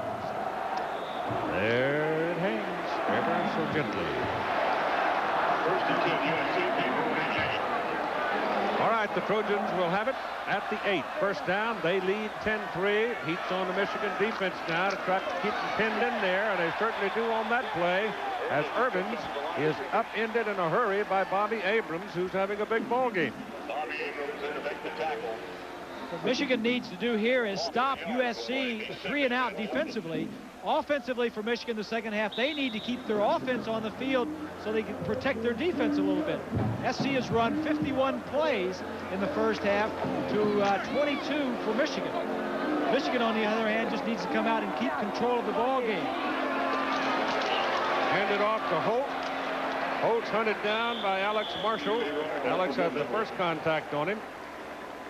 And J.J. Grant down in the middle got a piece of him.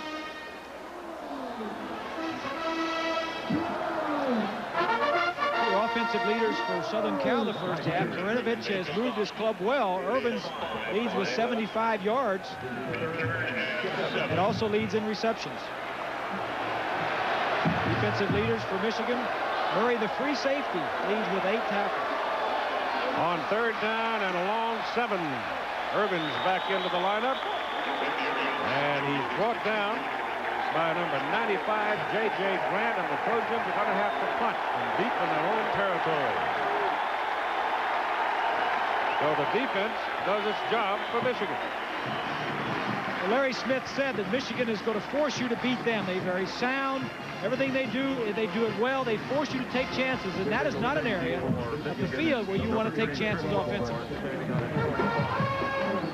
Ron Dale had a 52-yarder, but he had a lot of roll his first time. He should hit it around the 5-yard line. A low kick, not much on it, and it takes a Michigan bounce. Rolls around and rolls dead. And there's a penalty flag. Back just at the 19-yard line. That's a 31-yard punt.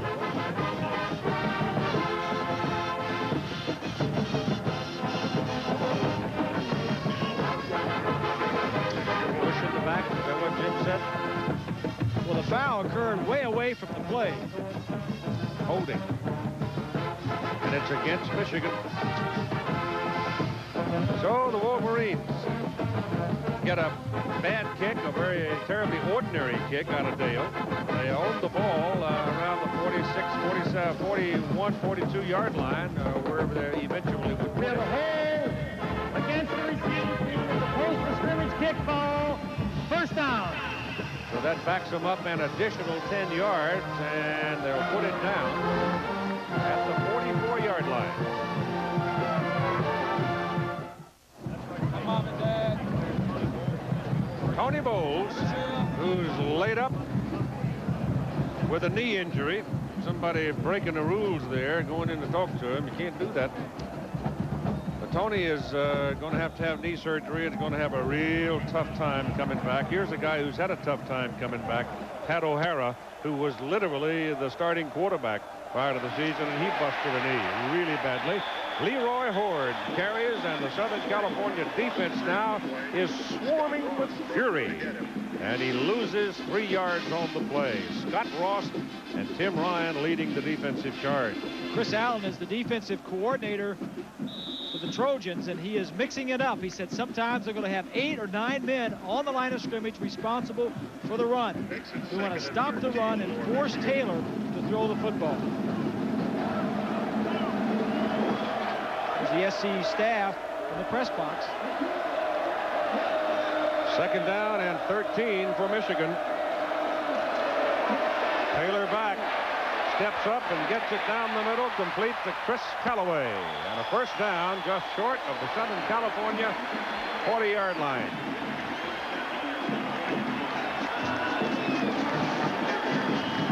Michigan is blessed with fine outside receivers. Callaway, number 2, is going to run a square and come off the line of scrimmage, break to our left, to his right, to the inside, just a square in pattern. Both Callaway and McMurtry, outstanding receivers.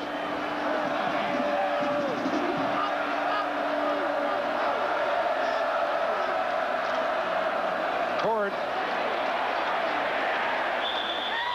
I don't think he got back to the line of scrimmage. Sayal and company. 55 and 53, 53 being Delmar Chesley. He didn't get back. Lost at least a half a yard. Chesley 53 there. In there somewhere. 7 brothers and sisters who attended Division I schools on athletic scholarships. Wishbone. Second down, 11. They fake the option. Pack it in the middle. Southern California's claiming the ball came loose, but there was a lot of rolling around before the ball came loose, and so it'll stay right there. There is, however, a bit of a loss on that play. Right now, the Southern California defense owns this ball game, don't they? No question about it. They have dominated this ball game, stopping Michigan's run, except for a couple of runs early in the second quarter when Horde broke loose for that 46-yard run that set up their field goal. They have really not controlled the ball at all in this ball game. Leroy Horde is the lone back now. No, I'm sorry, it's bunt. As they go to the 3 wideouts, Taylor, a little quick one, gets it away to Callaway. Got by Coulter, gets a first down. Cleveland Coulter has not had a big day in the defensive secondary. They've been juking him and getting past him a lot, and they did there.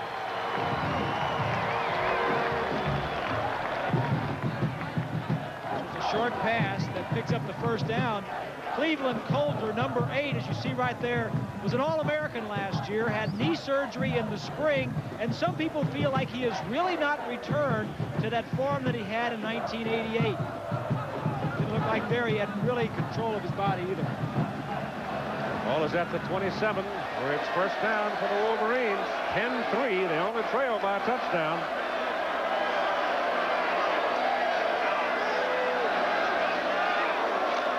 This is Horde. Oh, there are 5 Trojans out there. And Leroy loses. So they're just jumping around defensively. They're just messing up all the blocking assignments. They're messing up. Take a look at the that's Owens, number 90, that jumps inside, and Schembechler, number 75, gets knocked off his route.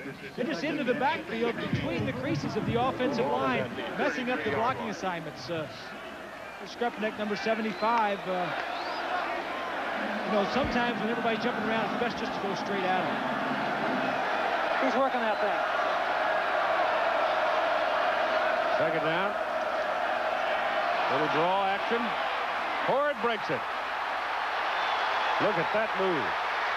That's big. Dives for the corner. He's out of bounds at the 2-yard line. First and goal, Michigan, no flag.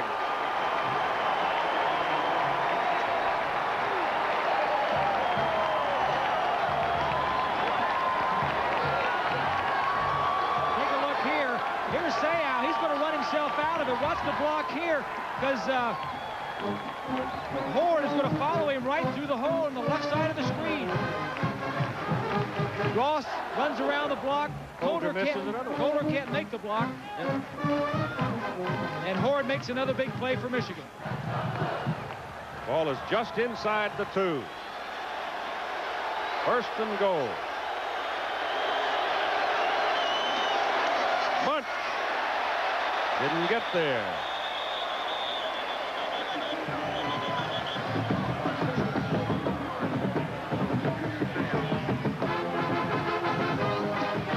Horde now with 107 yards. He is the first one to run for 100. Well, he did do it last year. He did it January 2nd, so he's done it twice this year. This year, yeah. But in 2 seasons, he is the only man, and he's done it twice. Debolt comes in. Walker comes out. Change for the Wolverines at tight end.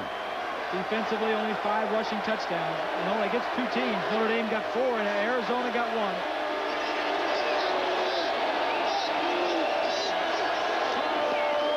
They go to Horde, and Horde goes down at the line of scrimmage. And the man who made that play is number 54, Michael Williams. Williams is on the outside, number 54. He gets upfield, gets inside of Jefferson, I believe it is. they don't get back to the line of scrimmage. That's just aggressive defense. When teams are playing that aggressive defensively on the goal line, you have to throw on first or second down. It is third down and goal from outside the 2 now. Now the defense will not be as aggressive. They're looking pass first. They go to Jefferson, and he scores. Touchdown, Michigan.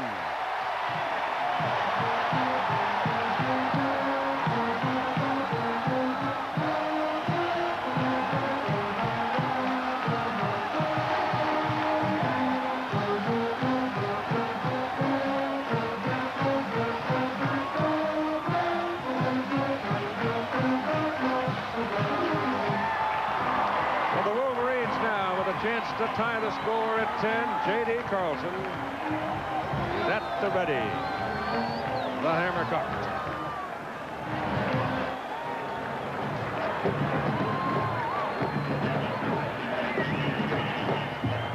The holder, Ken Solomon, comes from up the road in the high desert country. And the kick is good. 4:05 to go in the third quarter, and we're all even at 10.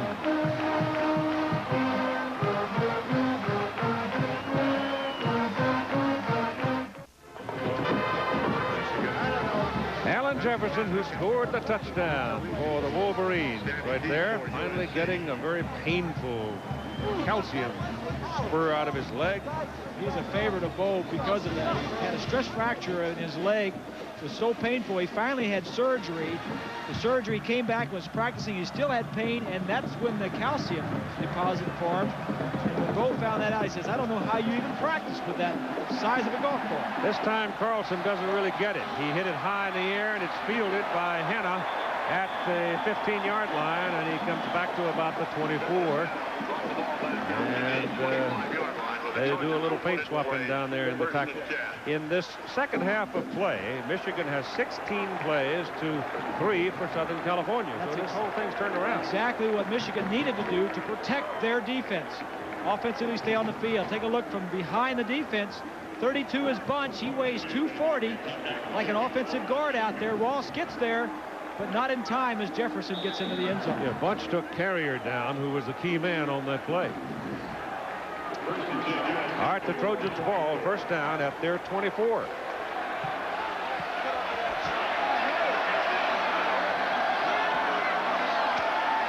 On first down to throw it, and he's got his man, Jackson. And he's going to have his first down, it appears. Tomorrow, a Happy New Year with Who's the Boss, The Wonder Years, Roseanne Coach, and 30-something. All new episodes, brand new year, tomorrow, here on ABC.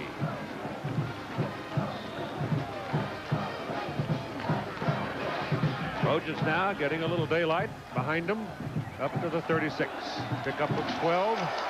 And Marinovich gives it inside to Leroy Holt, the fullback.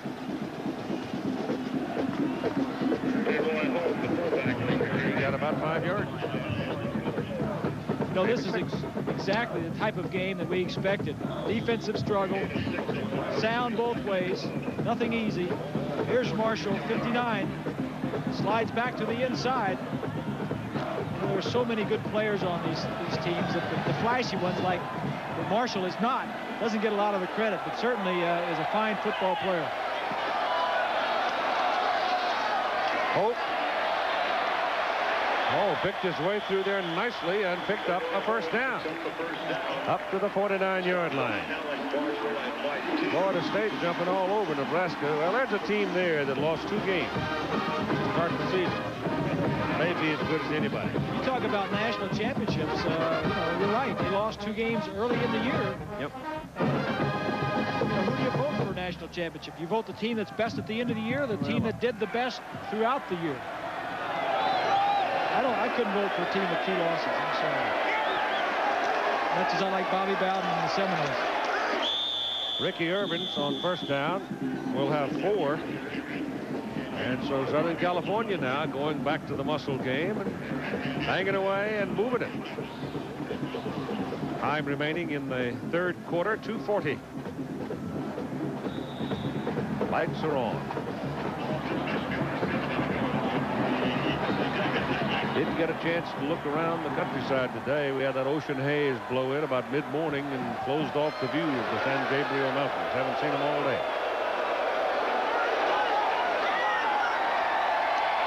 Marinovich on an option. Pitches it out to Irvin. Irvin just got some room, loses on the cutback. You know why he lost his footing there? I'll tell you why. Because he's not wearing cleats. You use that artificial turf shoe, you just cannot plant and cut like you can if you've got cleats on. I'll tell you what, when these college players move up a level to the pro level and they play on grass, the pro coaches go right through the ceiling when they get out there and they slip in a run like that.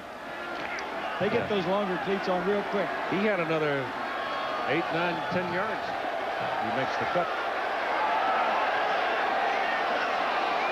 On first down from the 38, Irvin's the other way.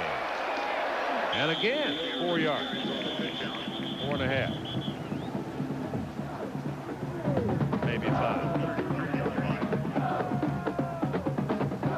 That's a lot of yardage to be getting consistently on first down. And Bo is talking about it.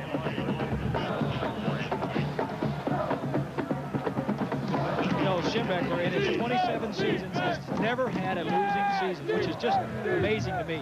21 at Michigan, 27. You talk about his years at Miami of Ohio. Second down and 5. Running it. Irvin's again.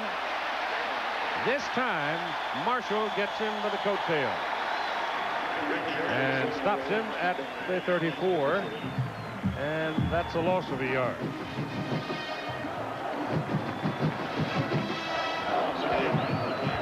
Marshall says, I can handle these wide receivers blocking on me. Just gets out there and gets some shirt and brings him down. Michigan only loses 3 starters off of this defense. Marshall just a sophomore. He'll be back for 2 more years. 3rd and 6.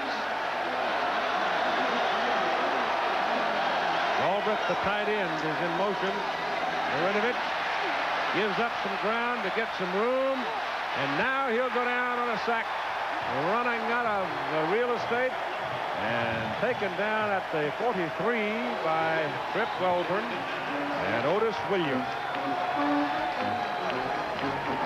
And so the sun moves through this.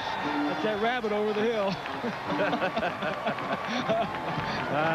But the Archers and Williams Hell are not here. It's 10-10 after 3 quarters of play. We'll be back with more action from the 76 Rose Bowl game after this message and a word from our ABC station.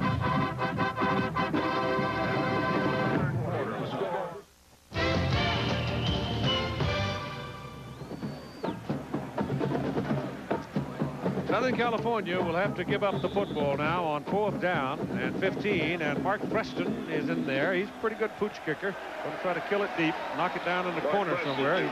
He's done it 11 times this year inside the 20. Gets it very high, puts a lot of spin on it, and forces the fair catch at the 14-yard line. That's exactly why he was in the ball game, and we've used 7 seconds with that play.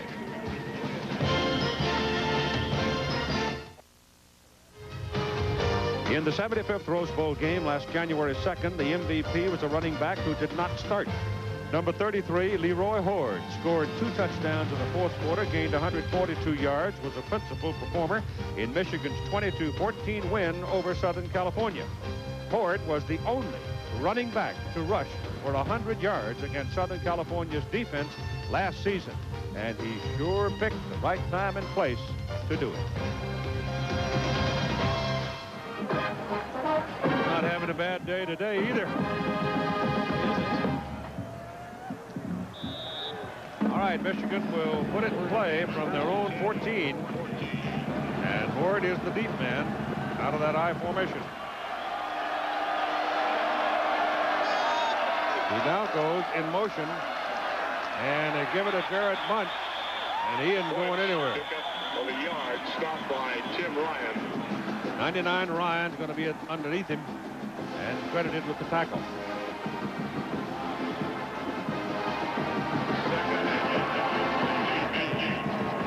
Second down and 9. The ball at the 15.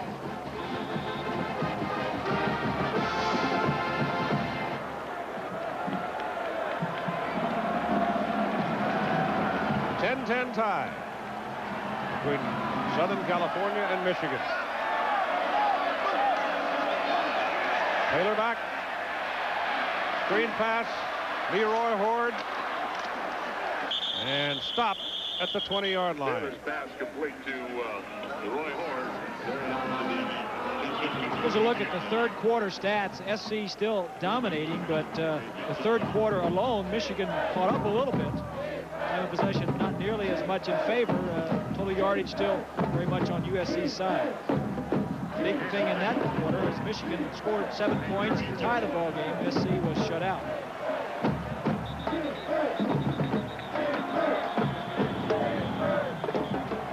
Cleveland Coulter's going to have to leave the ball game. He's hurt. And Marcus Hopkins will replace him. I think he's hurt a hand or maybe a shoulder.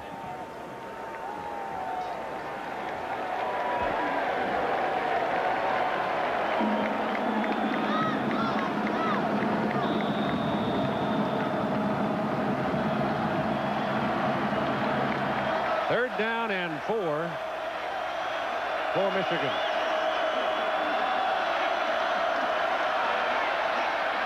Taylor takes off, got his first down. Gets the ball to the 31-yard line. Quarterback draw. And you got another Trojan hurt. Is that Carrier? Could be Carrier. He's the man that made the tackle. That's him. And he may have taken the blow on his right shoulder.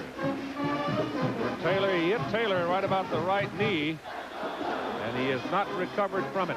13-19 to go in the ball game. It's 10-10 and timeout for Mark Carrier.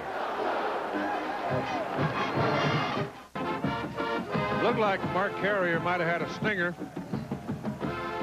but they're gonna go check him, give him a little smelling salts there. Cleveland Coulter, who had a spasm, he's back in.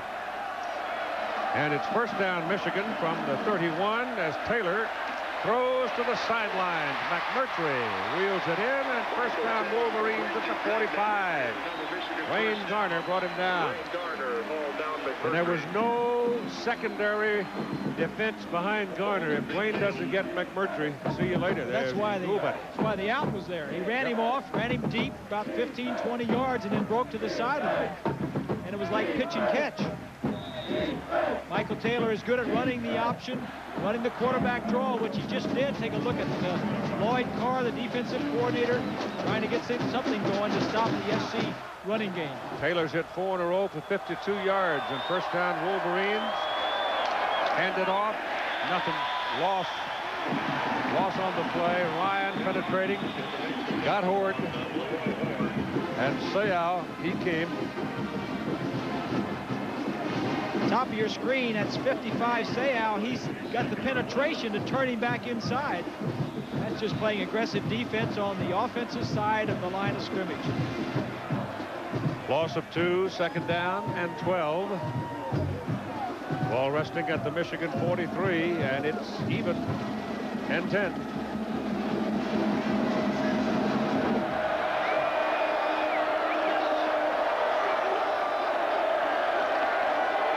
Forward again.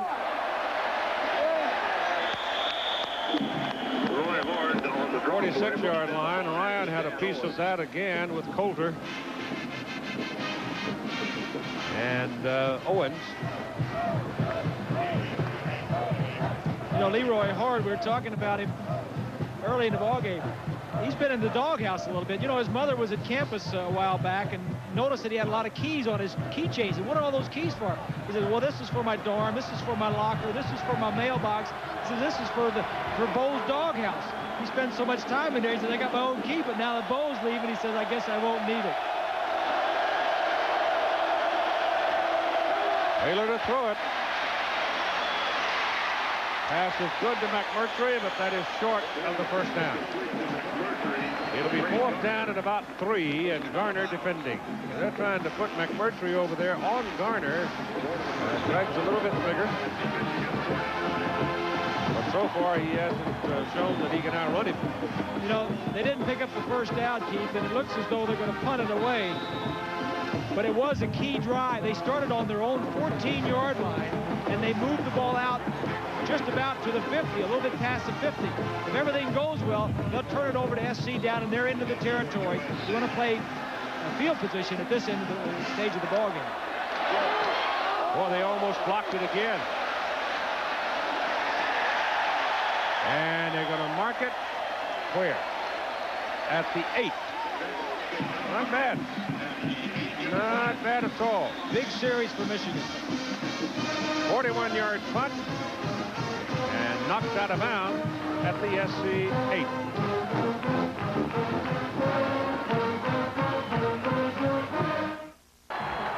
One of the things the Michigan players won't miss when Bo leaves after this game is his yardsticks. He carries these 3-foot rulers at practice with him to measure line splits, among other things. When he doesn't like what he sees, the player involved gets a fatherly whack in the back of the leg and a message he doesn't forget. Bo considered it a good day at the office if he broke 3 rulers. Usually goes through about 2 dozen a year. Don't know if Gary Moeller will carry on that tradition, though. I think Leroy might be one of those that hope not. That play goes into the stack, and it'll be worth a couple of yards for Holt, the fullback, and that'll do that for that. But only 1 turnover so far today, so they haven't mishandled the ball a great deal. They've had some interceptions. The little lob that Marinovich had intercepted didn't have a thing on it. Just was a poor decision by Todd. Smith has done an outstanding job since he came to SC 3 years ago. 3 Pac-10 titles. Coach of the Year 2 times. Marinovich gives it away to Irvins and trying to leverage the corner. Can't do it. J.J. Grant. On to the 9-yard line. J.J. Grant, 95, slides to his right. Plays off the blocker. Linebackers are supposed to. The leader of this ball club, injured a little bit, had knee surgery last year, came back this year, hurt it again, missed a couple of ball games. But we talked about the inspirational leader for Michigan, that man right there. Now it is on the 14 where it's 3rd down and 4. Out of the shotgun. The left-hander is in trouble. Runs away from it. Dives for the marker, and he's going to be short. He's going to be short. It was J.J. Grant spinning his body to turn him in. T.J. Osman was the man that had a hand on him and couldn't get him. 95 turned him back into traffic, and they stop him a yard short. So they'll have to punt it. Time remaining, 8 minutes, 35 seconds. Rondale back to punt. And a 10-10 tie. Trip Wilburn standing at midfield. Beauty of a punt. Wilburn runs all the way back to the 37 to take it. Nice play downfield. Very good coverage. And you know who did it? Junior Seau, 55.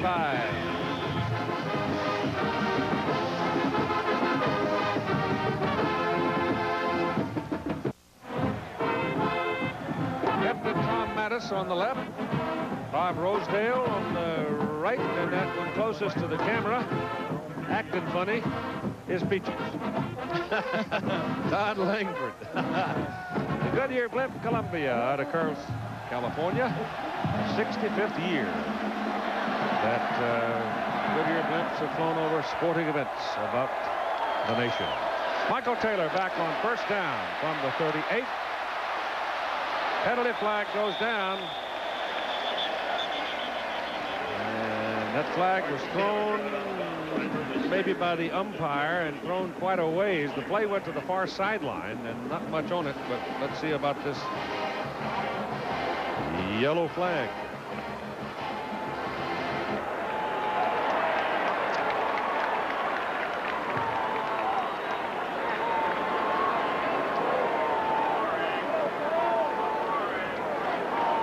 Take a look at the protection.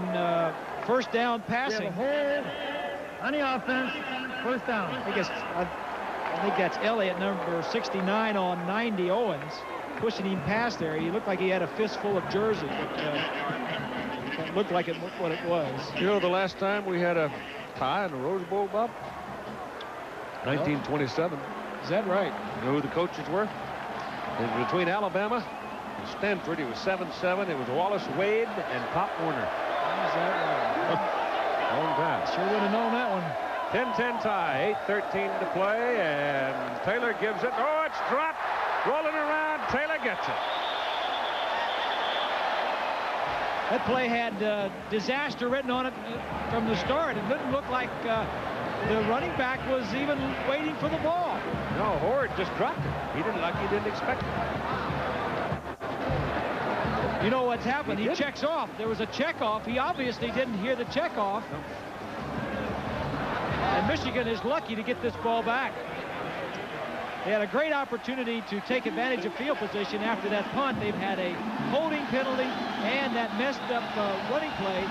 They got third and 30 or 40 yards. Yeah, it's 38, and it's now all the way back to the 19. So it's 41 yards.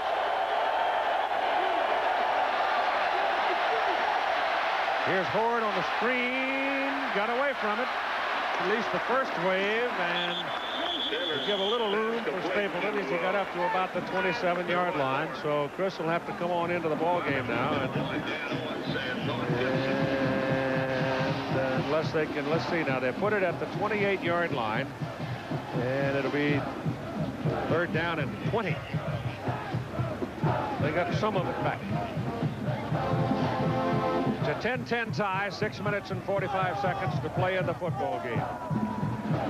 Michigan and Southern California as Florida State beat Nebraska 41-17. Third and long with Taylor settling under center. They don't use the shotgun.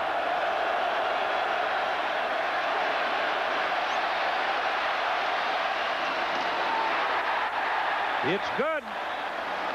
It's good for a big gain up to the 46-yard line, but it's 2 yards short of a first down as McMurtry caught it in the crowd, and Michael, in looking over the field trying to find somebody to throw to, almost waited too long. It's a big completion for Michigan, though, just field-wise. They get the ball up near the 50, and if they can get the punt off, let's take another look. McMurtry is running a square in over the middle of the field. Dangerous when the receiver is just waiting around for the ball. That is dangerous right there. This is dangerous here for Michigan, the way they've been punting the ball. One block and another one almost blocked. Punts have been among the more exciting moments in this ball game, and they almost had to try it without the 11th man. Anderson, oh, they're going to run it. He's got the first down. Penalty flags are down. Stapleton is all the way down inside the 35 to the 32. But look out for a penalty against Michigan. Oh, my gosh, somebody made a mistake. He had it in his pocket. There wasn't anybody on this side of the field, and they're going to blow it right here. Holding. Michigan.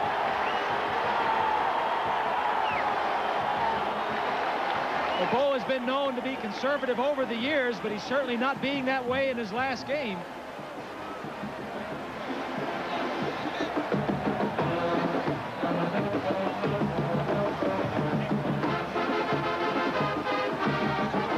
Take a look at the bottom of your screen. Not number 3, but maybe 24. 24. Fourth down. Yeah, 24 definitely has his arm.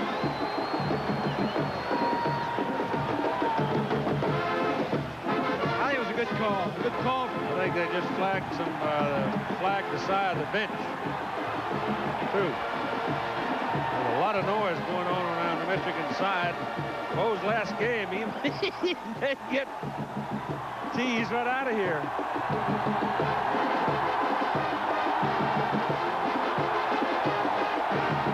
Is it only fitting that we see all the different sides of Bo Schembechler in his last game? Why not?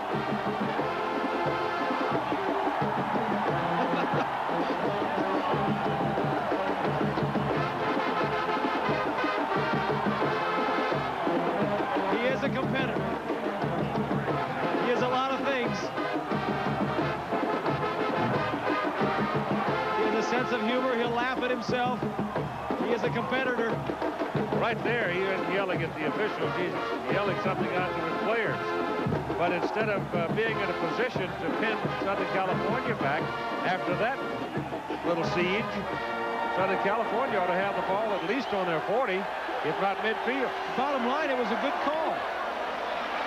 A low kick. Wallace has got room. And now there's a penalty flag down.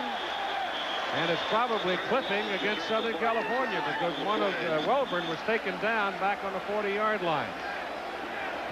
So let's back up Southern California here. All of a sudden, the whole thing's starting to unravel. Everybody's making mistakes. Well, when you're coming down in the fourth quarters, you see a clip, Southern Cal. Coming down late in the fourth quarter, a tie game, field position is so very important because all you're looking at is field goals. Right, place to kick it from. And they're giving up field position right and left here. Michigan just gave up possession. We have 50 on the run back, first down. Right there, 46. I think that's Louisi. Yep, it is. So both teams giving up valuable yardage with penalties, and Michigan making a big mistake, giving up possession when they had the fake punt.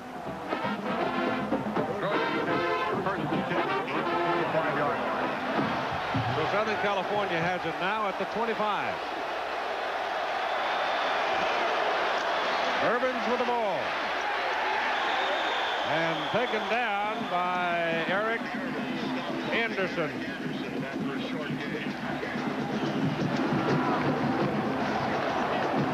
At the conclusion of today's game, we'll select the Chevrolet Most Valuable Player from each team for the 19th year. Chevrolet Scholarship Program contributing $1,000 to the general scholarship fund of each school. The ball is up at the 27, where it is second down and 8.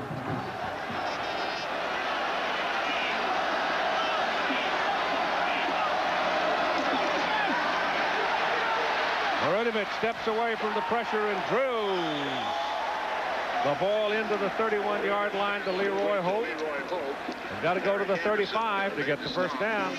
It's Anderson again, 37, right there.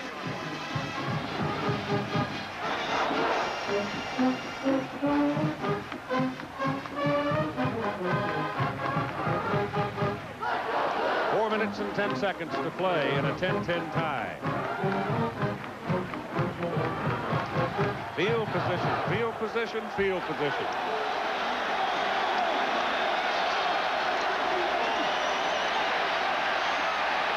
Marinovich keeps it on the option for the first down. Big play there.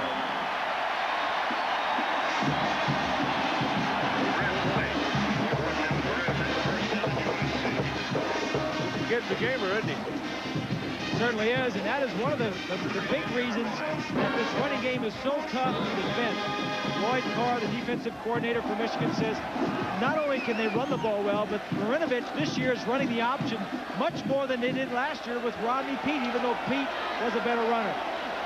Now on first down from the 38 to the shotgun. Abrams after him, hits him just as he throws it. And it is caught by Urbans, and it is caught for a first down at the Michigan 49-yard line.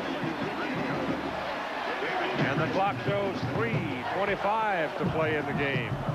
We talked about the importance of the two quarterbacks in this ball game, and then Marinovich just made a big league play.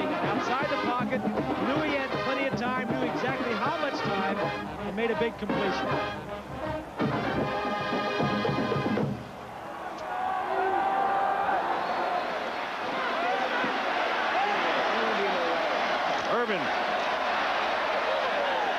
Welborn hits him, as he crosses the 45.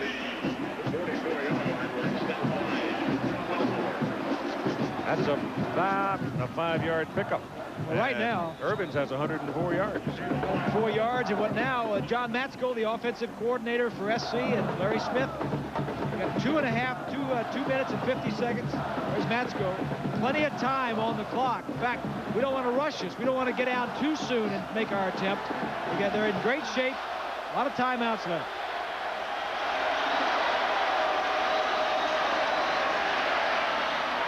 That's incomplete. Joel Scott was over there. He was well covered by David Key. Michigan, on the other hand, defensively, as you take a look at Rodriguez getting ready, Michigan wants to attack. They want to get him out of field goal range. Blitz put some pressure on him. Here's a look at Lloyd Carr. He's been mentioned for a couple of jobs, too. You know, before long, he'll be a head coach somewhere. He's a fine young man as Smith wants a timeout. 3rd down coming up. 3rd down and 6. Each team 2 timeouts remaining.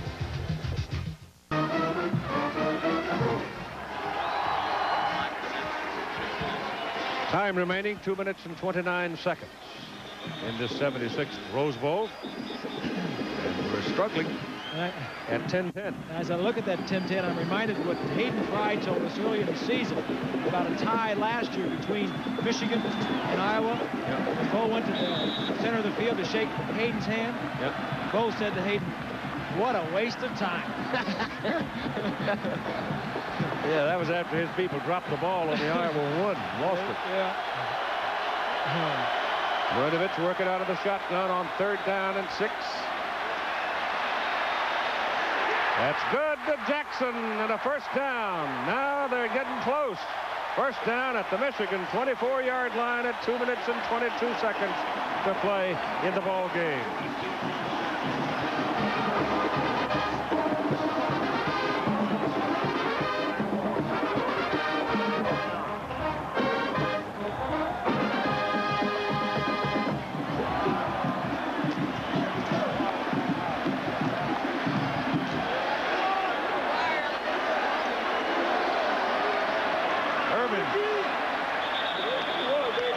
To about the 21.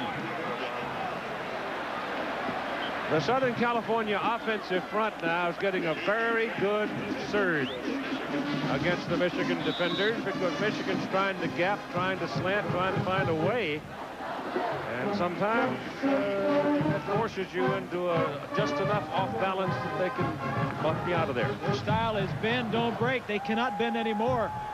Rodriguez will be in field goal territory. This is Holt. And they'll give him the 18, and Rodriguez is now within his range. And timeout with 1:31 to play.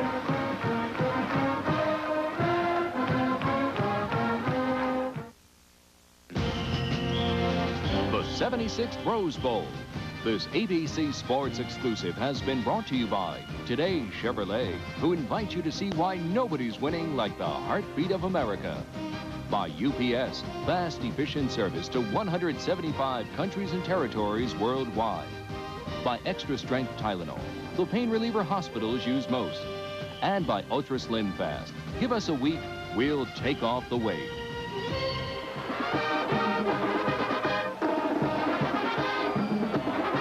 Rose Bowl, Southern California, 3rd down and 4. The ball at the Michigan 18. Leroy Urbans to the 15, the 14, and a 1st down for Southern California. Stopping the clock at 1:26 to play.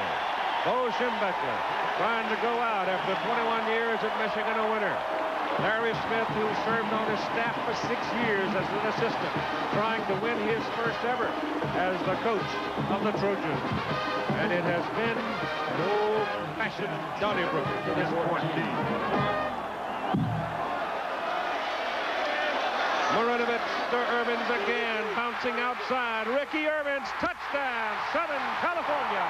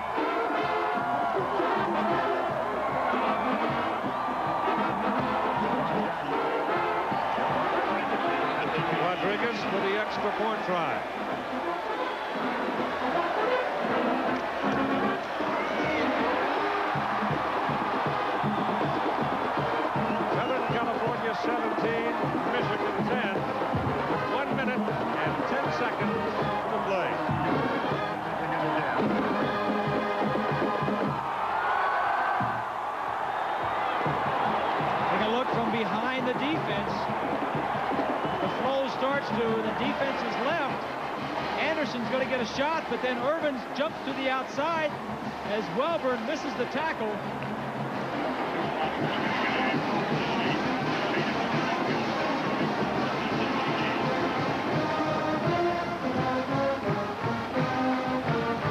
The coaches reacting to the play. The man on the left in the white sweater is going to go 40 feet high. There he goes.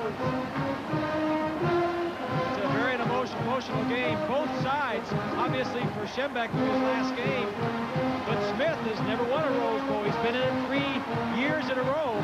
And these seniors for SC have never won a bowl game, let alone a Rose Bowl. Schembechler has been to 16 straight bowl games in his 21 years at Michigan. That possession, 11 plays, 75 yards, 4:05 in time. And time is the most precious commodity in the Rose Bowl confines right now. 1 minute and 10 seconds. 70 seconds. Michigan with 1 timeout remaining. Just 1. Michigan came up with a miracle on this same field early in the year against UCLA. Runestrom knocks it down to the 12-yard line where Allen Jefferson has it, breaks to the outside, and the penalty flag. Referee dropped it back around the 15-yard line.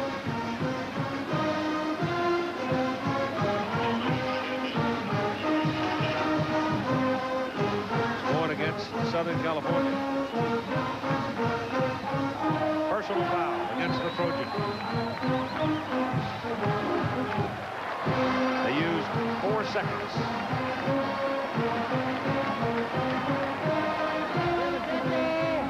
Personal foul on the defense. First down.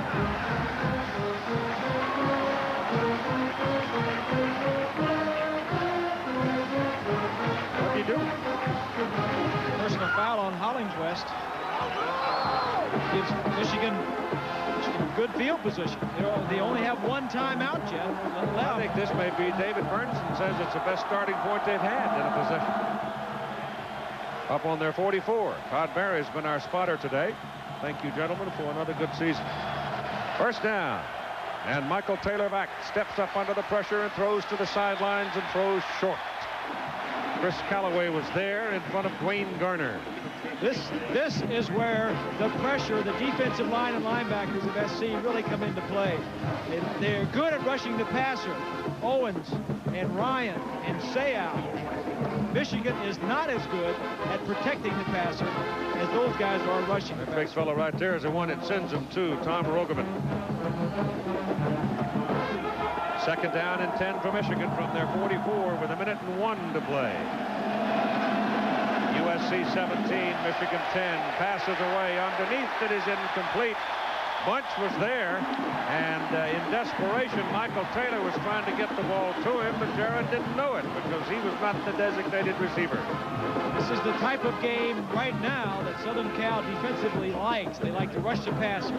Michigan trying to play catch-up. Passing game is like a fish out of water. 56 seconds, and it's third down and 10, 17 to 10. We're getting into the final minute here of the Rose Bowl game.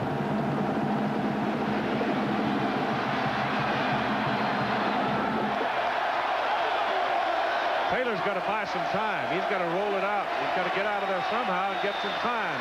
He lets it go for Howard down the middle. And Howard can't track it down, and it is fourth down and 10, and you've got 50 seconds to play in the Rose Bowl game. Well, Howard was down there and had a chance. It just had to be a perfect throw. Miami and Alabama coming up in the Sugar Bowl, USF&G Sugar Bowl out of New Orleans, the Superdome, in a few minutes, as soon as we settle our issue here in Pasadena, California. You know, Schembechler and Smith, we talked about them working together, but their wives, Millie Schembechler and Cheryl Smith, the best of friends, spent a lot of time together while they were out here this week.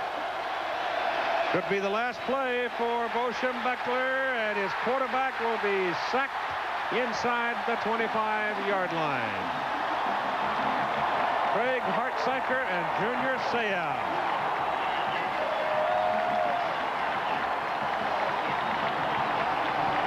There's 41 seconds to play in the ball game. And Michigan with one timeout. But unless there is the heavens part and present us with a stunning miracle, this one is in the book. The Chevrolet most valuable players of the game are Ricky Urbans of Southern California and Leroy Horde from Michigan. Chevrolet will donate $1,000 to each school's general scholarship fund to reward outstanding students for their academic achievements and financial needs. Urbans, 30 carries, 126 yards and a touchdown, 5 passes, 44 yards. Leroy Horde had 17 carries and 108 yards.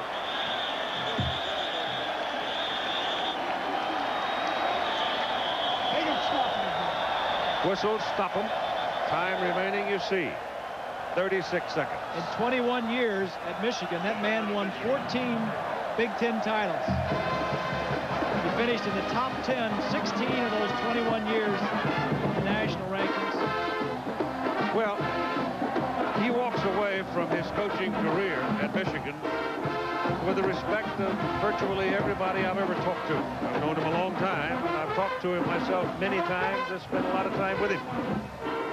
I don't know that I've ever asked a question and failed to get an answer. I don't know that I've ever run across anything that was ever calculated or anything less than straight up and honest.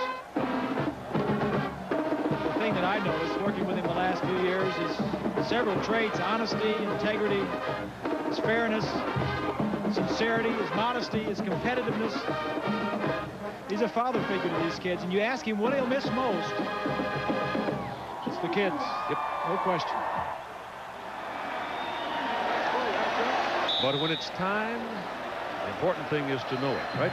No question. And he knows it. That Roger clock, Michigan cannot stop it again. Larry Smith has gotten his bat. They have just soaked him, but Larry and the Southern California seniors have won their first bowl game.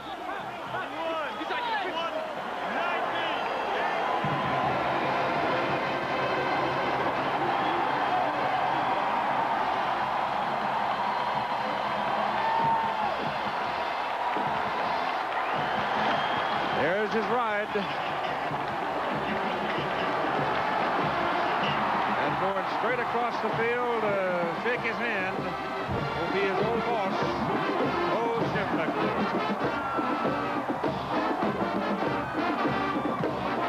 Mike Adamley is in the crowd. Coach. Coach. Mike Adamley, ABC, got one.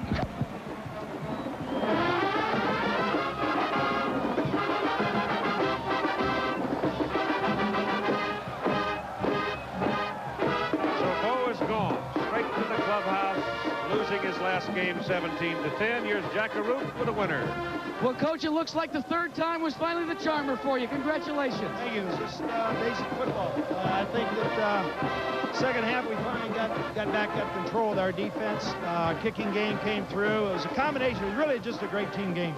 Well, Don Petty is here to make the presentation of this beautiful trophy, and I know it's extra special to you tonight. There is. Thank you, Don. Made your hair again. Congratulations.